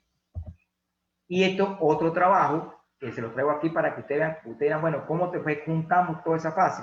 Esto es un ejemplo donde participan 23 jugadores, dividimos la mitad de la cancha, dividimos las zonas. Este es un grupo que de 4, los rojos van a salir con pelota, un lateral, un central, un lateral y un medio centro, contra 5 o 4 que presionan. Y una zona delimitada. Realidad de partido, juega, ahí se juega, presiona amarillo, y rojo tiene que tratar de salir con pase filtrado con rojo. Estos rojos tienen que jugar a unos toques para después terminar filtrando pase para rojo y que terminen una finalización como una transición de 3 delanteros contra 2 amarillos. Terminó la jugada, paramos el juego y en la forma que empezamos otra vez la salida, ahí el técnico va hablando rápidamente, tal, va haciendo las correcciones útiles, pero rápidamente, y vuelve a jugar. Y después se saca un central, este central va a jugar aquí de rojo, el rojo pasa aquí con el grupo como si fuese suplente, etcétera, y le va dando una dinámica situacional al aspecto técnico-táctico. Todo esto tiene un tiempo de trabajo y un tiempo de recuperación. Y también tenemos lo que yo llamo las tareas de resiliencias o tareas situacionales de dificultad. Vamos a llamarlo así. Nosotros creamos juegos situacionales que tengan que ver con patrones que ocurren en cancha. Y esto lo podemos hacer también hasta con los niños de 12 años. Por ejemplo, damos 5 minutos, vamos a 5 minutos con uno menos. Vamos a jugar 5 minutos con un gol en contra para tratar de revertir. Vamos a 5 minutos con un gol a favor y mantener el resultado. Vamos a hacer acciones de balón parado de tiro de esquina. 6 tiros de esquina de un lado, 6 tiros de esquina del otro. Vamos a hacer acciones de balón parado a penales. Y hay más, las que usted quiera colocar. Y estos son tareas, lo que yo llamo tareas de resiliencia, que podemos agregarle al juego. Entonces, un DT tiene como objetivo desde el primer día transmitir su idea de juego a sus jugadores. El diseño de la tarea es clave para este camino de aprendizaje en la construcción de un modelo de juego. Claro, aquí puede estar en este tipo de modelo de juego, puede estar el profe Jonathan, puede estar el profe Diego, puede estar el profe Durán, el que esté, pueden estar los tres. Pueden tener diferentes metodologías, pueden tener diferentes conceptos, pero lo importante es que lo que usted haga como entrenador y la tarea tenga una correlación directa con la coherencia del estilo y el modelo que realice. Por eso esto es lo bonito del fútbol, que no hay una verdad absoluta, sino el criterio del entrenador de acuerdo a lo que esté realizando. Y esto lo hablaba el profe Richard, decía, consideramos que es el entrenamiento donde se ponen los conceptos para buscar una determinada forma de competir. ¿Y de dónde parte? Vuelvo a repetir, de que ustedes tengan, nosotros como entrenadores, tengamos una base de conceptos de trabajo y una metodología de entrenamiento en la cual nosotros empezamos a crear. Entonces, hay metodología de Seirulo, hay metodología de decisión táctica, hay metodología ecléctica. Construyamos nuestro propio proceso metodológico. Es un reto que nosotros tenemos que tener. Construir nuestro propio proceso metodológico. Pues yo con algunos entrenadores hablo y me dicen, no, que estoy aplicando previsión táctica. Sí, está bien, pero ¿cuál es tu criterio? ¿Cuáles son tus conceptos para llevar una aplicación de trabajo a lo que quiere realizar como objetivo? Y la planificación en el diseño, ¿por qué? Porque yo parto de esto, porque cuando uno planifica y diseña, uno tiene que hacerse, yo digo 4 preguntas, pero hay más preguntas porque imagino que ustedes tendrán más. ¿Cuál es mi intención en la tarea? ¿Qué ejercicios debo elaborar? ¿Qué retos tendrá el jugador? ¿Cómo serán mis intervenciones durante este entrenamiento? Cada entrenamiento tiene una forma de creatividad con una calidad interpretativa. Está un ejemplo de las salidas que yo le hablaba, que uno lo toma del ejemplo real, pero que cada quien le va a dar una tarea situacional diferente. Nosotros le colocamos zigzag, usted le coloca salida en corta, nosotros le coloca salida con presión, etcétera, etcétera. Lo importante es darle esa interpretación. Y nosotros le damos mucha utilidad a los rondos, inespecíficos y condicionados, inespecíficos cuando juegan 5 contra 5, que no tienen una posición determinada, y condicionados cuando le ponemos ya un juego posicional determinado. Entonces, hay posesión, hay zonas, hay transición de espacio, hay finalización, hay diferentes tipos de utilización de la cancha por las áreas, cancha grande, mitad de cancha, dividida, por cuadrado, por segmentada, para después nosotros llevar esa distribución estratégica, metodológica a un campo de juego y poderla distribuir de la mejor manera para buscar el mejor rendimiento. Un ejemplo que nosotros insistimos mucho en los rondos, en los trabajos de espacio reducido con el jugador es aprender a separarse del rival para recibir, mostrar línea de pase, recuperación tras pérdida del balón, ocupar los espacios racionalmente, el tercer hombre para poner la interpretación de la línea, orientarse bien para tener espacio-tiempo. Estas son cosas que nosotros vamos trabajando y muy bien, Pedro, muy bien, Diego, ahora muestra línea de pase, muy bien, Jonathan, ahora recuperación tras pérdida, y etcétera, etcétera. Y así vamos nosotros construyendo un tipo de juego. Lo otro es, por ejemplo, cuando hacemos tareas de definición, que ustedes también la realizan, porque muchos hacemos tareas por parte de otra zona, no colocar más de 8 jugadores en una tarea, dividir esas tareas para que tengan una dinámica funcional, fisiológica, emocional y de calidad, no hacer tantas filas de 20, de 15, porque se pierde toda esa dinámica. Entonces uno le va colocando también un contexto situacional, que el jugador vaya, que aparezca, que rompa, que la pelota entre con la velocidad adecuada, etcétera, etcétera.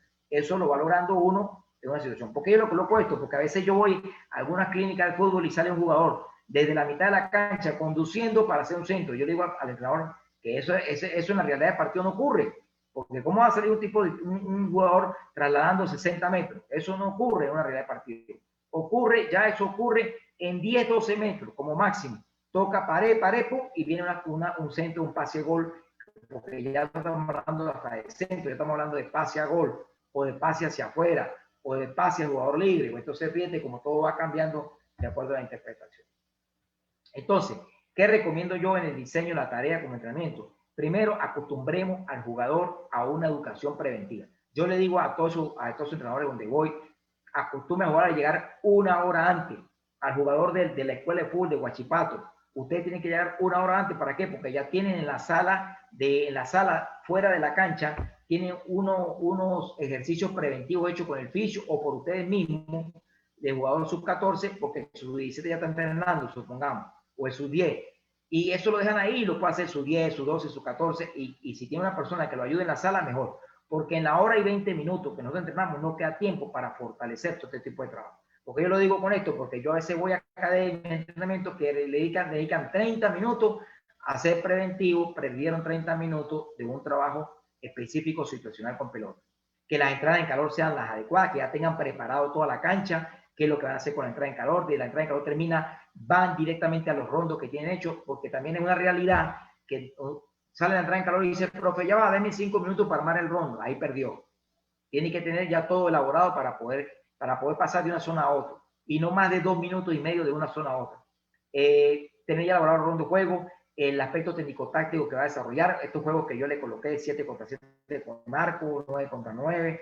Y otro aspecto que yo he ido aprendiendo en esto es tratar de que en la semana usted haga los tácticos correctivos. Un sub 15, por ejemplo, que está fallando mucho en defensa, agarra la línea de 4 y se queda 15 minutos con ese grupo de trabajo. Si tiene 2 entrenadores y si tiene una cancha para usted, perfecto, porque usted puede agarrar línea de 4, y si tiene un ayudante, lo demás se van a hacer definición con el ayudante. No tiene ayudante, bueno, trabaja en la línea de 4, láncele pelota, que haga la intención, cobertura, presión, y van trabajando, va perfeccionando el error que vio en esa línea defensiva. Eso nosotros llamamos táctico recorrectivo de reforzamiento.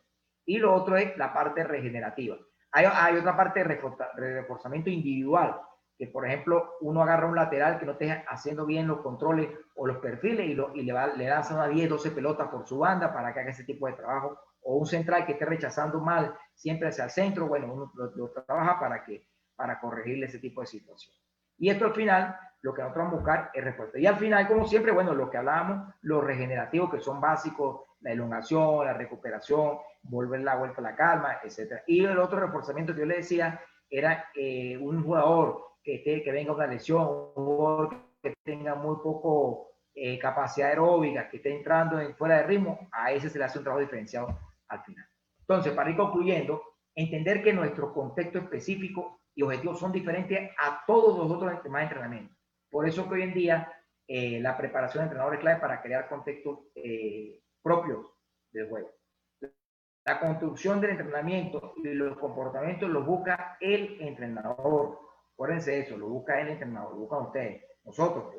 Y el diseño de las tareas aporta adaptaciones a nuevos entrenamientos. Yo tengo una teoría que reforzar lo que nos da buen resultado y desechar lo que no nos da resultado. O sea, ir nosotros haciendo un filtro de nuestras tareas y de nuestra situación.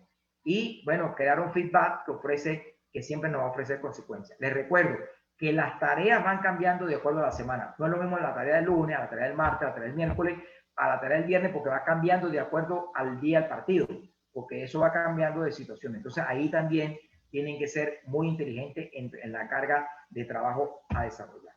Y bueno, y una frase que dice el profe, que es clave, él dice, perdón, yo no fui por acá, que él dice que no es solamente la realidad es formar y competir, implica estar preparado, no basta con las ganas intrínsecas que lleva consigo los jugadores o técnicos.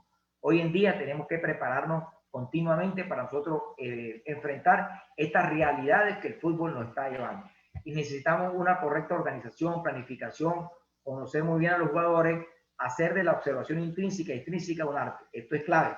El fútbol es también de inteligencia emocional.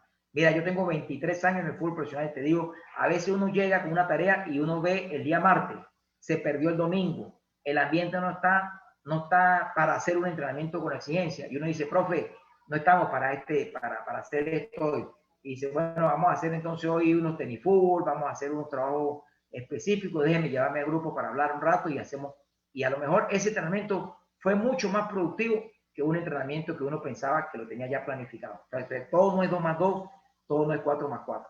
Y el tiempo que generamos un lenguaje propio, una identidad competitiva, una forma ideal de comunicarnos. Por eso que Chile logró trascendencia, porque llega a Bielsa, logró un lenguaje propio, ahorita con el propio Reinaldo está logrando un lenguaje propio. Cuando lograron ser campeones de esas 2 Copa América, es porque establecieron un patrón de comportamiento diferente, rompieron paradigmas y creo que marcaron una diferencia de aprendizaje que nos la marcaron a toda Sudamérica. Y eso es el ejemplo que le estamos dando hoy ahorita a todos. Tenemos que aprender los entrenadores para poder llevar al jugador a que aprenda a competir. Bueno, muchas gracias a Diego, muchas gracias a Jonathan. Creo que fui un poco explícito y bueno, ahí le dejo para la respuesta y la pregunta. Gracias, profe. Bueno, como usted lo dijo, fue bastante explícito, bastante completa la charla, bastante enriquecedora, nutritiva. Creo que lo más importante, bueno, la importancia que habló de crear situaciones para las tareas, utilizar esta tarea y llevarlo lo más parecido al juego, ¿sí? Para poder tener esa incertidumbre, el error, el caos que se ve en el juego. Y esas tareas, jerarquizarlas para poder trabajar esos principios y subprincipios de manera ordenada, de manera sectorial, grupal, intersectorial. Y aparte el protagonismo del niño, del jugador, que es como ya lo dije, el protagonista del juego, es el que importa, el que realiza las tareas, el que realiza actividades en los partidos. Y por ende, bueno, dejarlo ser, dejarlo trabajar, dejarlo que se equivoque, y a partir de esa equivocación y de ese error, poder trabajar en la semana, como usted lo dijo. Tenemos una pregunta del profe Wilmer Ceballos.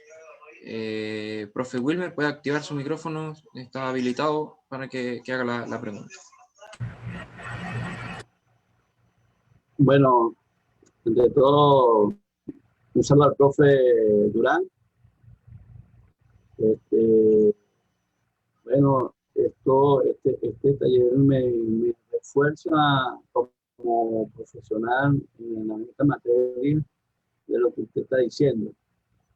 De ayer yo estoy viendo la exponencia del profesor Ruiz y la de usted. No estoy equivocado de la idea del trabajo que usted está planteando como profesor de educación física, preparador físico, que estuvo en la mano con el profesor Richard Páez. Y de verdad, excelente exponencia y lo felicito ante todo, y de verdad estoy muy contento con estos talleres, porque uno se refuerza, se alimenta más para futuro enseñanza hasta de los mismos entrenadores de Venezuela y los mismos atletas. Gracias, profe Wilmer Ceballos. No, más bien, yo digo que nosotros tenemos una gran deuda con usted, porque el profe Wilmer Ceballos fue uno de los que descubrió al profe, a Rondón, y en Maracay ha hecho un trabajo excelente, siempre trabajando con talento, siempre trabajando con muchas limitantes, pero con un gran corazón para el fútbol. Ahí en el fútbol le dé mucho a usted, Wilmer. Gracias, profesor, y de verdad, a través de Jonathan y Diego, de verdad, excelente exposición, excelente entrenador que está haciendo la exposición, y de verdad esto no tiene precio para lo que viene, de verdad. Gracias y bueno, feliz noche y muchas bendiciones. Gracias, Wilmer. Gracias, Wilmer. Profesor Jorge, a lo largo de su experiencia me gustaría saber, en esta metodología que han realizado, ¿me escucha bien? Se escucha un poquito bajo. Ya. Me gustaría saber, en esta metodología que han realizado con usted a lo largo de su experiencia y también con el profe Richard Páez, que está, me queda claro que es una forma de ver el fútbol, que va muy de acuerdo con la forma de ver la vida, es algo que se ha repetido en su exposición. Me gustaría saber cuáles han sido las principales adversidades o las principales complicaciones para implantar esta forma de trabajar, esta metodología en los clubes que ha estado. Mira, esa es una excelente pregunta, Diego. Muy, muy buena pregunta. Gracias a Dios, los equipos donde hemos llegado los hemos transformado. Llegamos a Millonario de Colombia. Acuérdate que uno va con la chapa venezolano y eso cuesta. Y llegamos a Colombia y sacamos a Millonario campeón después de 10 años de que no tenía título. Millonario de Colombia. O sea, unos venezolanos llegamos a Colombia. Ahorita llegamos al Deportivo Cuenca y lo pasamos a octavos de final en Copa Sudamericana, ganándole a Jorge Wisterman allá en Bolivia, y un equipo que estaba de último en la tabla, y lo dejamos con otro tipo de fútbol. O sea, el hecho de usted llevar un concepto y una idea te acerca mucho más rápido a lo que quiere. ¿Sabe cuál es el problema? Cuando usted desconoce cuáles son los objetivos que quiere desarrollar como un estilo, cómo es que quiere que juegue tu equipo. Cuando tú empiezas a entrar con todo ese tipo de dudas, se te hace mucho más largo el camino para un enfoque metodológico. A los jugadores que hemos tenido, a los que por los procesos que hemos pasado, siempre nos han dicho que quedamos campeones también en Minero, en Venezuela, y nos han dicho, profe, gracias por permitirnos empezar a descubrir el juego. ¿Por qué? Y uno se da cuenta de que muchos jugadores hasta a nivel de profesional juegan, pero no comprenden. Y cuando tú le das todo este enfoque metodológico para que el jugador exponga, porque ¿cuál es la función de nosotros como entrenadores? Potencializar al jugador, darle esa potencialidad que tiene, y para darle la potencialidad tú tienes que crear tareas situacionales y darle la confianza que él pueda llegar con ese nivel de interpretación, poderle realizar. Yo le voy a poner un ejemplo también a ustedes que son diferentes modelos. Por ejemplo, cuando el profe Bielsa llegó a Chile, llegó ¿qué le dio al resultado? Llegar con un concepto claro, que era la presión alta, que era el fútbol de intensidad, que era el fútbol de jugar a uno toque, que era el fútbol de vértigo. Él llevó eso a Chile cuando no se había jugado ese estilo de fútbol, y lo lleva, lo implementó, le costó implementarlo, pero eso le dio un resultado extraordinario. Entonces, ¿qué pasa? Que después vino otro profe, lo aplicó, después vino, o sea, el concepto va cambiando de acuerdo a los estilos que tenga el técnico, pero lo importante es que el técnico tenga claro esto. Ahora, ¿qué le da potencialidad a tu modelo? Son los jugadores. Si tú tienes mejores jugadores, eso va a subir, porque si tú tienes un modelo básico de juego directo, láncela, un juego defensivo, tú puedes hacerlo eso con jugadores normales. Si tú quieres hacer un fútbol diferente, con un estilo, tú tienes que empezar a tener jugadores por posición que marquen esa diferencia. Entonces, lo que nos ha costado a veces es tratar de trascender un poco más porque muchas veces el estilo le exige al jugador mucho más compromiso con este tipo de resolución de tareas.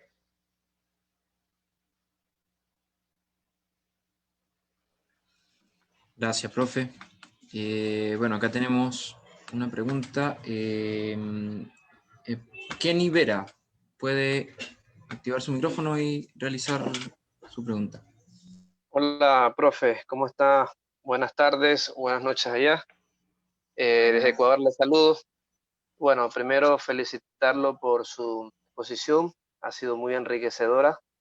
Realmente creo que usted ha tocado temas muy valiosos e importantes. El fútbol moderno, hemos tenido que adaptarnos al fútbol moderno. Efectivamente, usted puso muchos ejemplos de cómo se trabajaba anteriormente y cómo ha ido cambiando la metodología de trabajo, ¿verdad? ¿Cuán difícil ha sido la pregunta es, ¿ha sido difícil poder cambiar el pensamiento de los entrenadores venezolanos? Porque no es muy fácil, profe, poder tener que cambiar la mente de mucha gente que de repente ha estado acostumbrado a trabajos ambiguos, ¿verdad? Y tener que empezar a modernizarse, porque no es muy fácil, profe. Esa es una buena pregunta, Kenny, muy buena pregunta. Mira, yo te voy a poner un ejemplo. Cuando usted agarra un jugador sub-15, que vienen de un proceso de trabajo metodológico normal, vamos a llamarlo con mucho automatismo, y usted como entrenador llega y empieza a darle propuestas metodológicas nuevas, que ellos empiecen a ver, epa, aquí el profe nos está enseñando otro tipo de tareas, nos está diciendo que juguemos a unos tokens, está diciendo pase filtrado, está diciendo el jugador, usted le empieza a dar un nivel de plus interpretativo, que inmediatamente no lo va a ver, pero lo vas a, después con el tiempo, yo hablo de tiempo, un mes, mes y medio, 2 meses, después lo vas a observar, porque hay una cuestión que entra en este trabajo nosotros, que es la parte emocional también. Cuando tú le empiezas a dar ese tipo de apreciación de trabajo al jugador, el jugador ojo, esto tiene que tener también un trabajo técnico-táctico que lo apoye, porque no todo es rondo, no todo es trabajo, no es todo, pero para poder lograr eso, por ejemplo, en el caso de Venezuela, cuando yo viví ese proceso con el profesor Richard Páez, es enseñar esa irreverencia al jugador. Si tú le dices, vamos a jugar contra Chile, vamos, y se le ganó en Santiago, 3-1, no, eso nunca había pasado, vamos a ganar a Uruguay en Montevideo, ningún equipo en el mundo le ha hecho a Uruguay 3 goles, y Venezuela se lo hizo. Vamos a jugar a ganarle a Paraguay. Empezó la irreverencia del jugador porque empezó a creer en un estilo, en una forma de juego. Por eso que yo te digo que la pregunta es excelente, porque depende de uno darle ese tipo de credibilidad al jugador, de interpretación emocional. Y eso es lo que nos hace a nosotros los técnicos que tengamos un nivel de capacitación que se paga o no se paga, o más alto o más bajo, etcétera. Pero de eso, el que el jugador crezca depende mucho de lo que nosotros hagamos en cancha. Y lo otro que tú dices es la forma como nosotros hablamos en cancha, que sea positiva. Muy bien, José, muy bien, César, estamos haciendo este tipo de trabajo, perfecto, vamos, ¿qué tal? Y eso entra en el oído del jugador y le va dando una interpretación.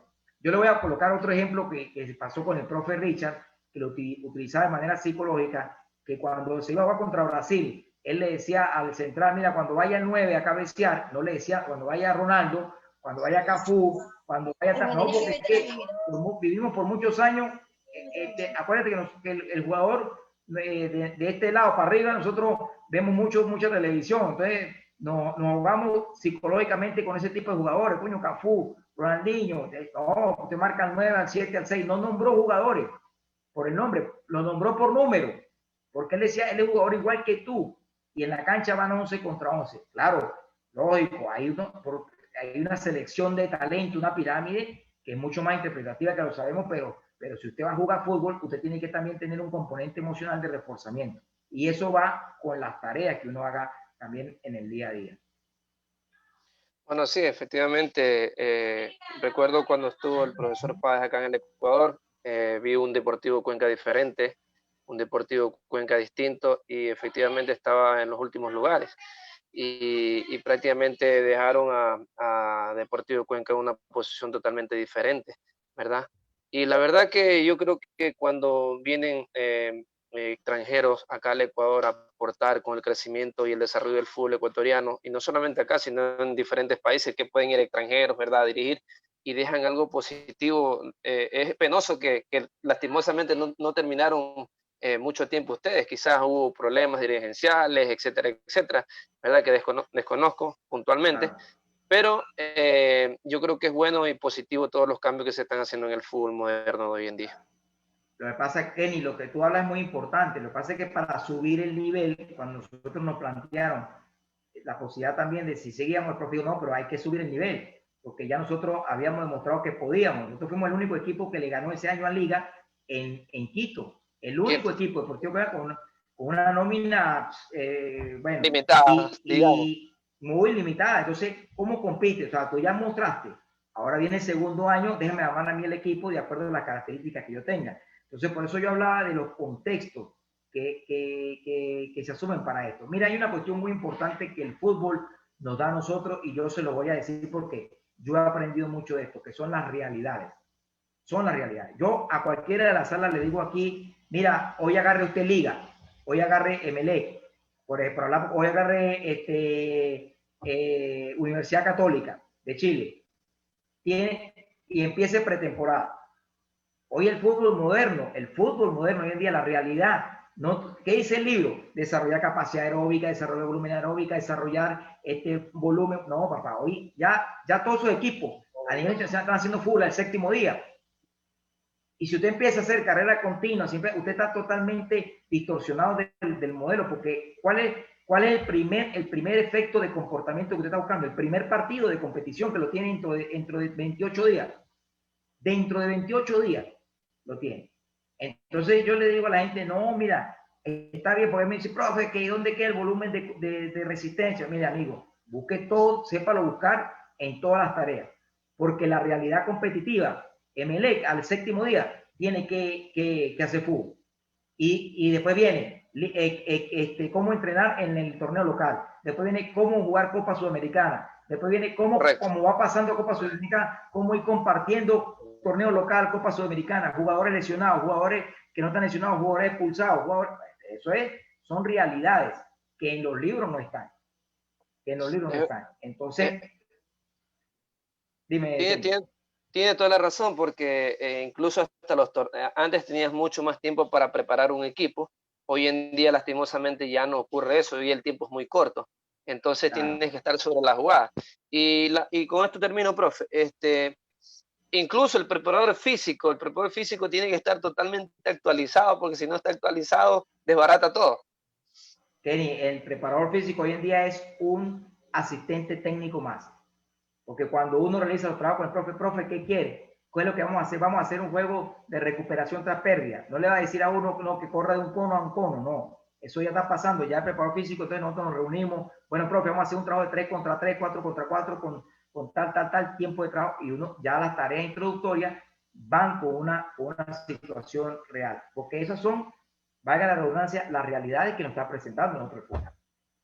Profe, quiero agradecerle y también a cada uno de los del panel. Me voy a tener que retirar por una situación.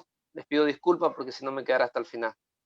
No, dale, como extraño allá Cuenca y el torneo. Maravilloso Cuenca.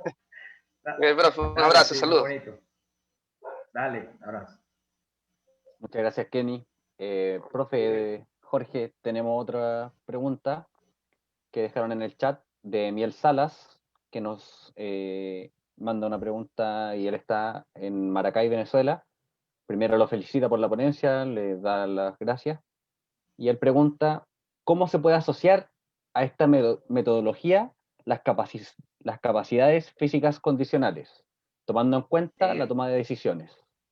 Claro, es muy buena la pregunta. Es lo que yo le digo, cuando uno hace un 4 contra 4 con 4 apoyos, eso tiene un tiempo de trabajo, una intensidad que uno la quiere buscar de acuerdo a un patrón metabólico funcional. Uno dice, bueno, con esto yo quiero subir los umbrales de lactato, quiero mejorar el nivel de potencia aeróbica, quiero mejorar, aparte de los conceptos, todo trabajo tiene indirectamente una orientación condicional.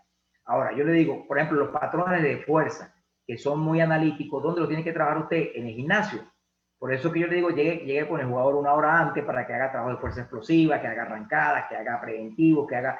Todos son componentes de fuerza explosiva y después lo complementa con trabajos coordinativos dentro de la entrada en calor. Yo siempre que termino la entrada en calor tengo un coordinativo al lado y son 2 o 3 estaciones donde va y hay ese tipo de transferencia que después se va a complementar con la cancha. Pero todo este efecto condicional hoy en día uno tiene que integrarlo directamente con los trabajos. Y por eso que yo le coloqué el reforzamiento al final. Por ejemplo, usted dice, bueno, vamos a hacer un poco los martes, que son los días de más volumen, haga un trabajo de intermitencia de 6 repeticiones de 20 metros, que regrese, tiempo de recuperación 20 segundos, 14 segundos, va y viene otra vez, etcétera. Usted va buscando toda esa eficiencia que tenga en el aspecto condicional, lo va reforzando siempre al inicio y al final.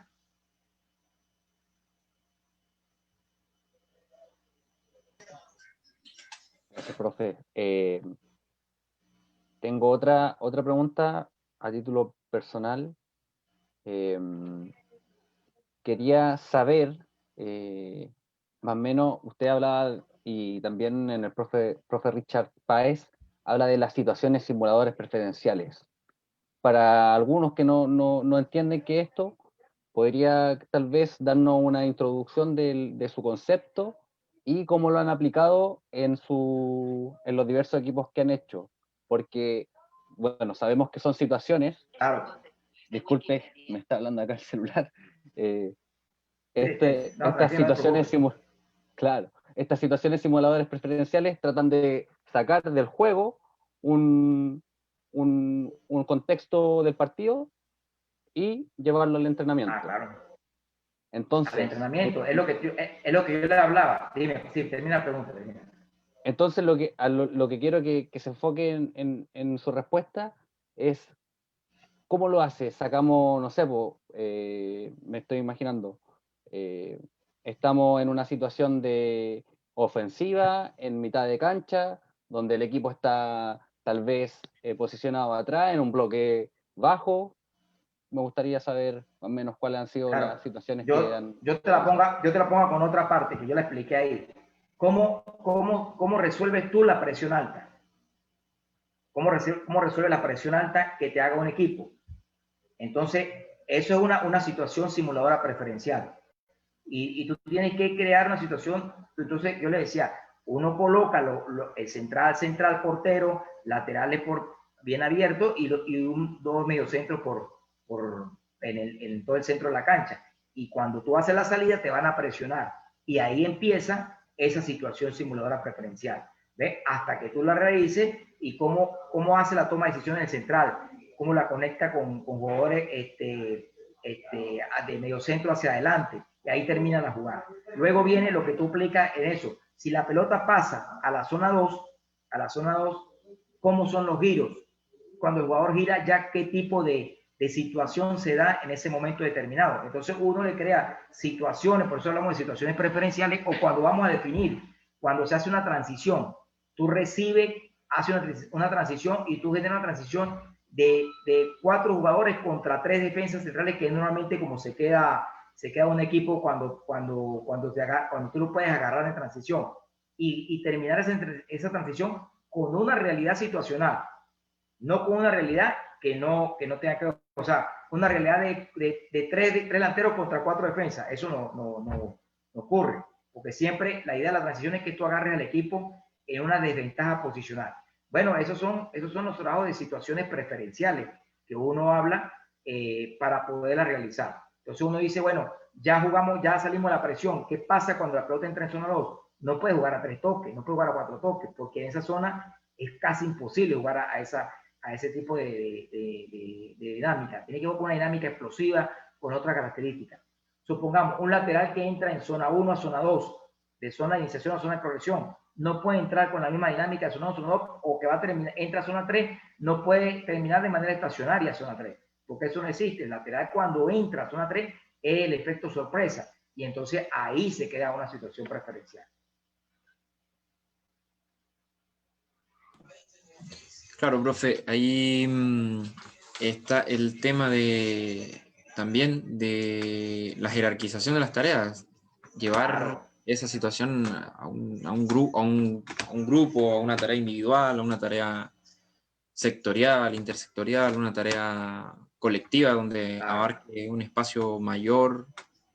Y con respecto a la pregunta anterior o el tema anterior que estábamos hablando, pues estaban hablando del tema físico, cómo llevar ese tema físico o esas cualidades físicas. Es que yo creo que todas las tareas y todas las situaciones deben tener todos los aspectos del fútbol, los aspectos del juego, el aspecto psicológico, el aspecto físico, y ir todos de la mano. O sea, no querer uno como, trabajar como cualidad física la fuerza y hacer una tarea o un trabajo donde lo que en realidad se trabaje sea la resistencia o la velocidad.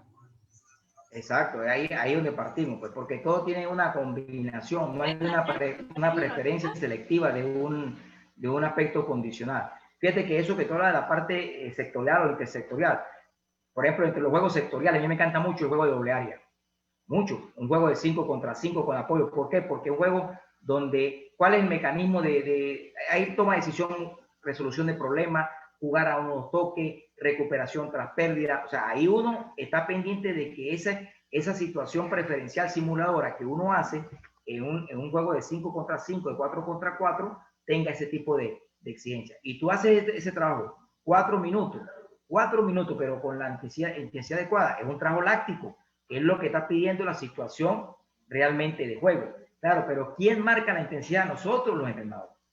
Porque si el trabajo, vamos a hacer ese trabajo sectorial, doble área, muy bien, 4 contra 4, y el trabajo no tiene la dinámica y la intensidad adecuada de la circulación del pase, de la recuperación, de que todo el mundo está muy lento, el trabajo no está cumpliendo el efecto que realmente uno necesita. Entonces, en los trabajos intersectoriales que tú hablabas, de una situación de lateral contra un extremo, contra un delantero, de 1 contra 1, que se da usted lo puede colocar ese trabajo intersectorial por banda, tiene que darse con la intensidad situacional, de que eso dura 6, 8, 10 segundos, pero con un trabajo aláctico full, que va 1 contra 1 para ver si lanza el centro, saca el pase.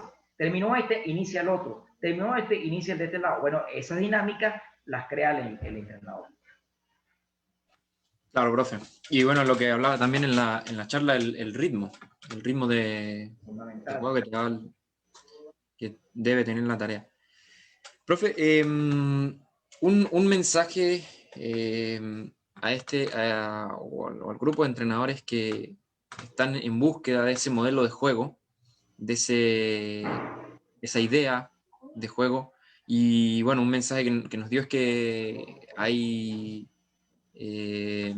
entrenadores a nivel élite como Guardiola, como Mourinho, que cada uno tiene su idea, cada uno tiene su forma, su metodología, y muchas veces se busca imitar a estos entrenadores, pero muchas veces no se mira el contexto. Entonces, un mensaje a eso, a ese de tener esa esencia propia en el momento de crear ese modelo de juego adaptado al contexto en el que cada uno de nosotros trabajamos. No, Jonathan, esa pregunta bueno, pues, de Oscar, de medalla de oro, porque ¿qué es lo que pasa? Mira, hay una situación que la neurociencia nos habla a nosotros, de las neuronas espejo, que nosotros vemos las situaciones y las interpretamos como que si nosotros las podemos realizar.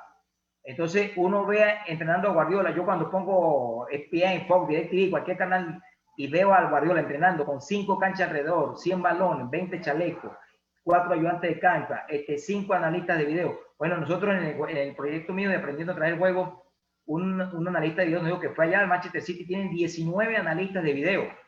19 analistas de video. Entonces, yo quisiera jugar como juega Guardiola, yo quisiera, pero no tengo que tener ese contexto, tener 5 canchas, y lo último, el sueldo, que me ayuda muchísimo. Entonces, ¿qué pasa? Que todo eso nosotros lo tenemos que saber interpretar. Por eso yo hablaba de que los entrenadores tenemos que vivir de realidades, porque yo puedo llegar a un equipo, bueno, Jonathan, tú eres preparador físico, Diego mi ayudante, el profe César Laine va a trabajar conmigo de psicólogo y tal, sí, pero ¿a dónde vamos? ¿A qué equipo vamos? A tal equipo, el último de Chile, No es lo mismo el último de Chile a trabajar en la Universidad Católica, que yo he estado en la Universidad Católica o en Colo Colo. Son contextos totalmente diferentes. Entonces, el hecho de llegar a un contexto, uno tiene que crear situaciones adaptativas a esos contextos. Y yo creo que ahí es donde viene la inteligencia de uno como entrenador, el saber trabajar, el saber utilizar lo que uno tiene. Porque mientras uno, el último de Chile, no sé, tiene una tina para poder recuperar, allá en Santiago Apoquindo tienen, no, yo veo es un billar, tienen seis bañeras de recuperación, tienen una cámara de oxígeno, tienen una cámara hiperbárica, bueno, eso son las diferencias abismales en las cuales uno, a mí me tocó ir con Deportivo Cuenca a jugar contra Fluminense, y en el calentamiento salieron 5 preparadores físicos de Fluminense, uno con el grupo A, otro con el grupo B, con el que no jugaba, 2 fisioterapeutas agarraron a otro que estaba, o sea, uno cuando observa, uno siente los contextos que son totalmente diferentes, el tipo de jugador también. Entonces, a los que hay entrenadores que les toca hacer hazañas, y hay otros que tienen la obligación de competir. Y nosotros lo vivimos día a día. Ya empezó la Copa Libertadores. ¿Y cuáles son los equipos que uno observa que van en ese club? Sao Paulo, Boca Juniors, Libertad, Colo Colo creo que está. Sí, Colo Colo, que creo que está... de Chile, ¿quién es el otro que está compitiendo? Católica. Católica. Bueno, porque es que la pirámide se va determinando, y los equipos que tienen menos contextos favorables se van quedando. Entonces uno tiene que aprender a trabajar con lo que tiene. Uno a veces tiene una liga, 5 chalecos, 3 balones, esos son problemas que a todos los que estamos en esta sala nos ha tocado, y uno tiene que tratar de entender qué hacer. Por ejemplo, a mí me ha tocado preparadores físicos que me llaman, me dicen, profe, tengo aquí vamos a empezar pretemporada. Y digo, ¿qué va a hacer? Bueno, profe, aquí en Venezuela, ¿no? Dice, tengo un equipo que pues, le voy a meter el primer día 12 kilómetros, y en la tarde vamos a hacer tal. Y te digo, ajá, pero ¿y qué va a comer? ¿Qué es como el desayuno? No, profe, tenemos limitantes para el desayuno, para la muerte. Le digo, no, entonces, yo le digo, no te vayas para la montaña, sigue trabajando donde está y aprenda a sacar los objetivos más productivos que tiene que buscar. Y yo hablo que eso no está en los libros, eso está en nuestras realidades y vivencias que nosotros tenemos. Claro, gracias, profe. César Lainez quiere preguntar. Sí, buenas tardes, profe Márquez. Gracias por su excelente ponencia y gracias a los organizadores de tertulia también. Muy interesante la charla de hoy.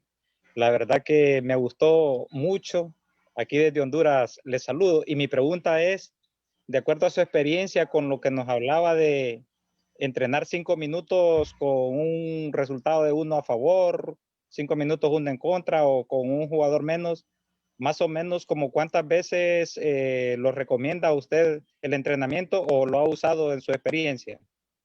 César, muy buena la pregunta, César, porque estos tipos de trabajo yo lo dejo como los pongo, pero lo dejo libre para que ustedes le coloquen el día, porque hay días, por ejemplo, el partido se acerca el domingo y uno como para hacer como un juego de entrar en calor, y de repente dentro de su trabajo técnico-táctico dice el profe, bueno, vamos, con lo que hablaba Jonathan, vamos a hacer un juego sectorial de mitad de cancha que ataquen 9, porque tenemos, vamos perdiendo 1-0 o vamos ganando 1-0 y lo quedamos sin un jugador. Hacer línea de 5 con 4 que ataquen, no que rechacen, o sea, colocar la situación con una interpretación como si fuese a ocurrir.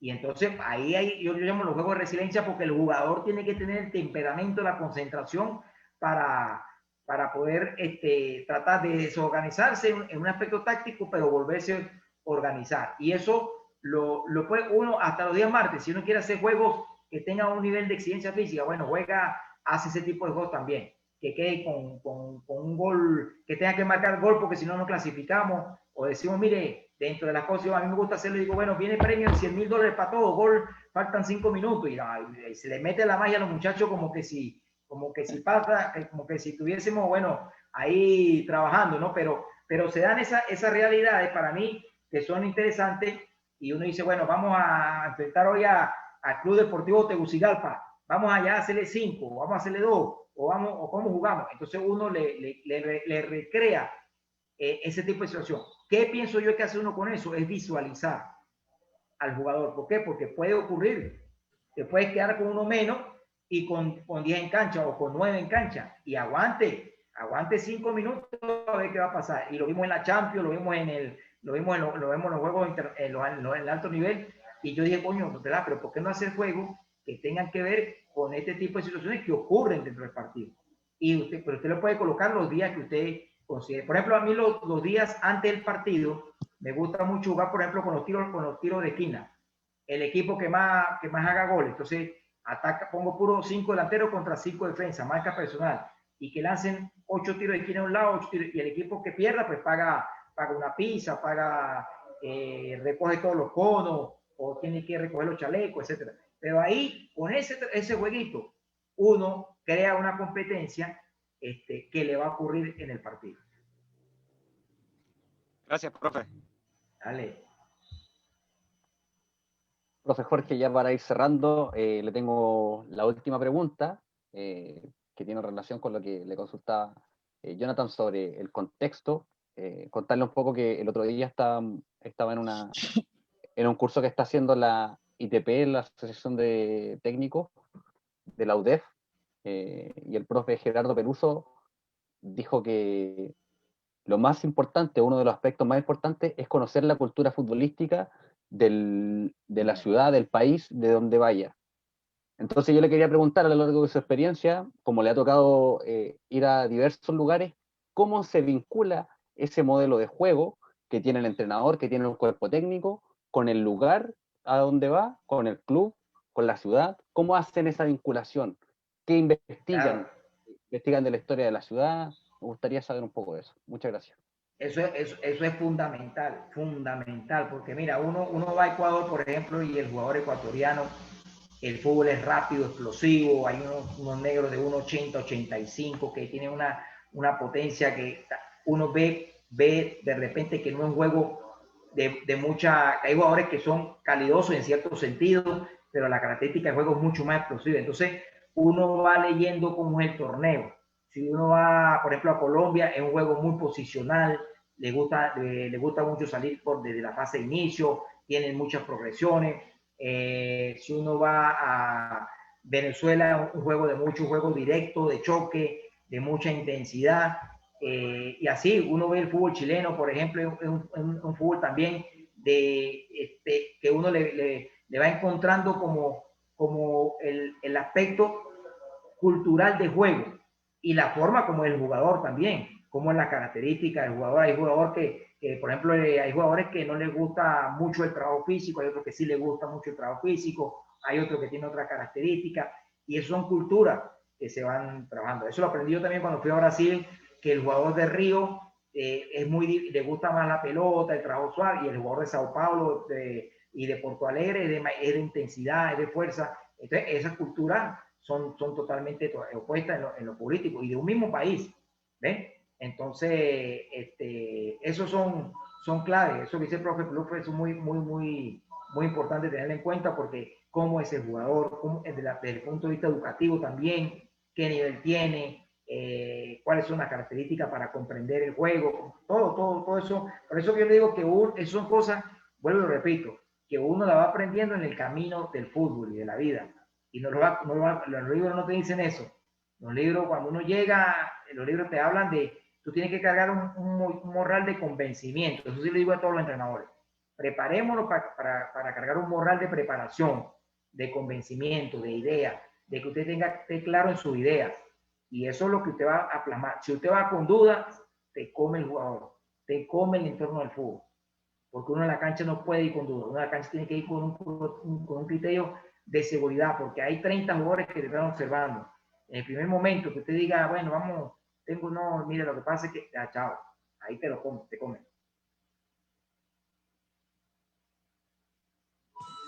Claro, profe.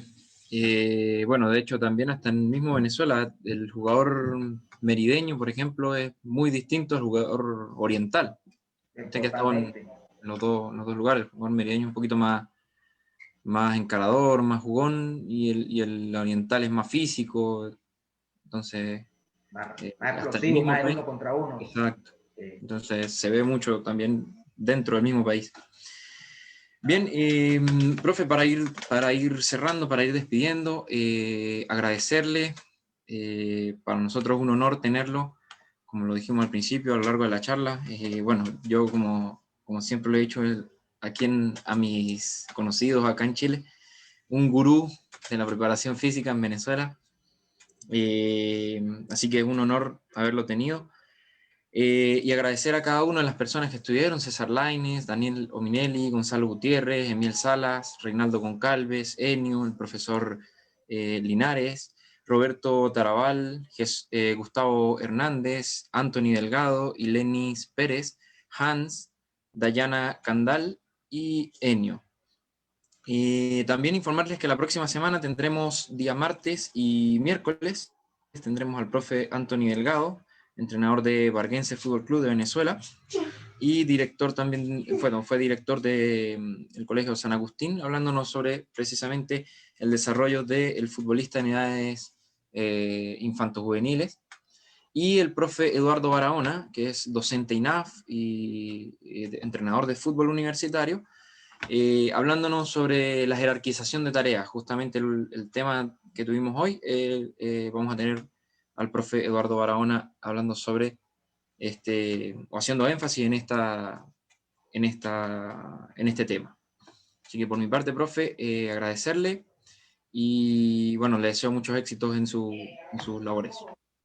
No, gracias a todos, gracias a Diego, gracias a ti Jonathan, por la calidad de lo que están haciendo.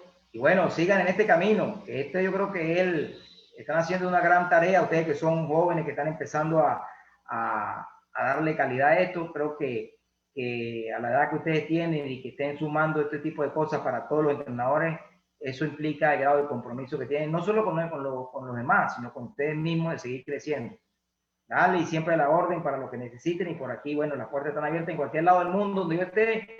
Las puertas también están abiertas para ustedes. Saludos ahí, despedirme de todos los que estuvieron en la sala, que bueno, agradezco por la pregunta y por la paciencia. Muchas gracias, profe Jorge, muchas gracias a todos. Bueno, a lo largo de esta tertulia, nuestra intención siempre ha sido abordar el fútbol desde un enfoque sistémico, como lo sabemos, por eso lo invitamos a usted. Aparte de que a nosotros nos sirve mucho la experiencia, los conocimientos que contribuyen a generar un debate más denso de fútbol, porque sabemos que la densidad teórica debe ser de los entrenadores para que posteriormente podamos facilitar todos esos conocimientos y llevársela de una manera simple, que es lo que cuesta también a los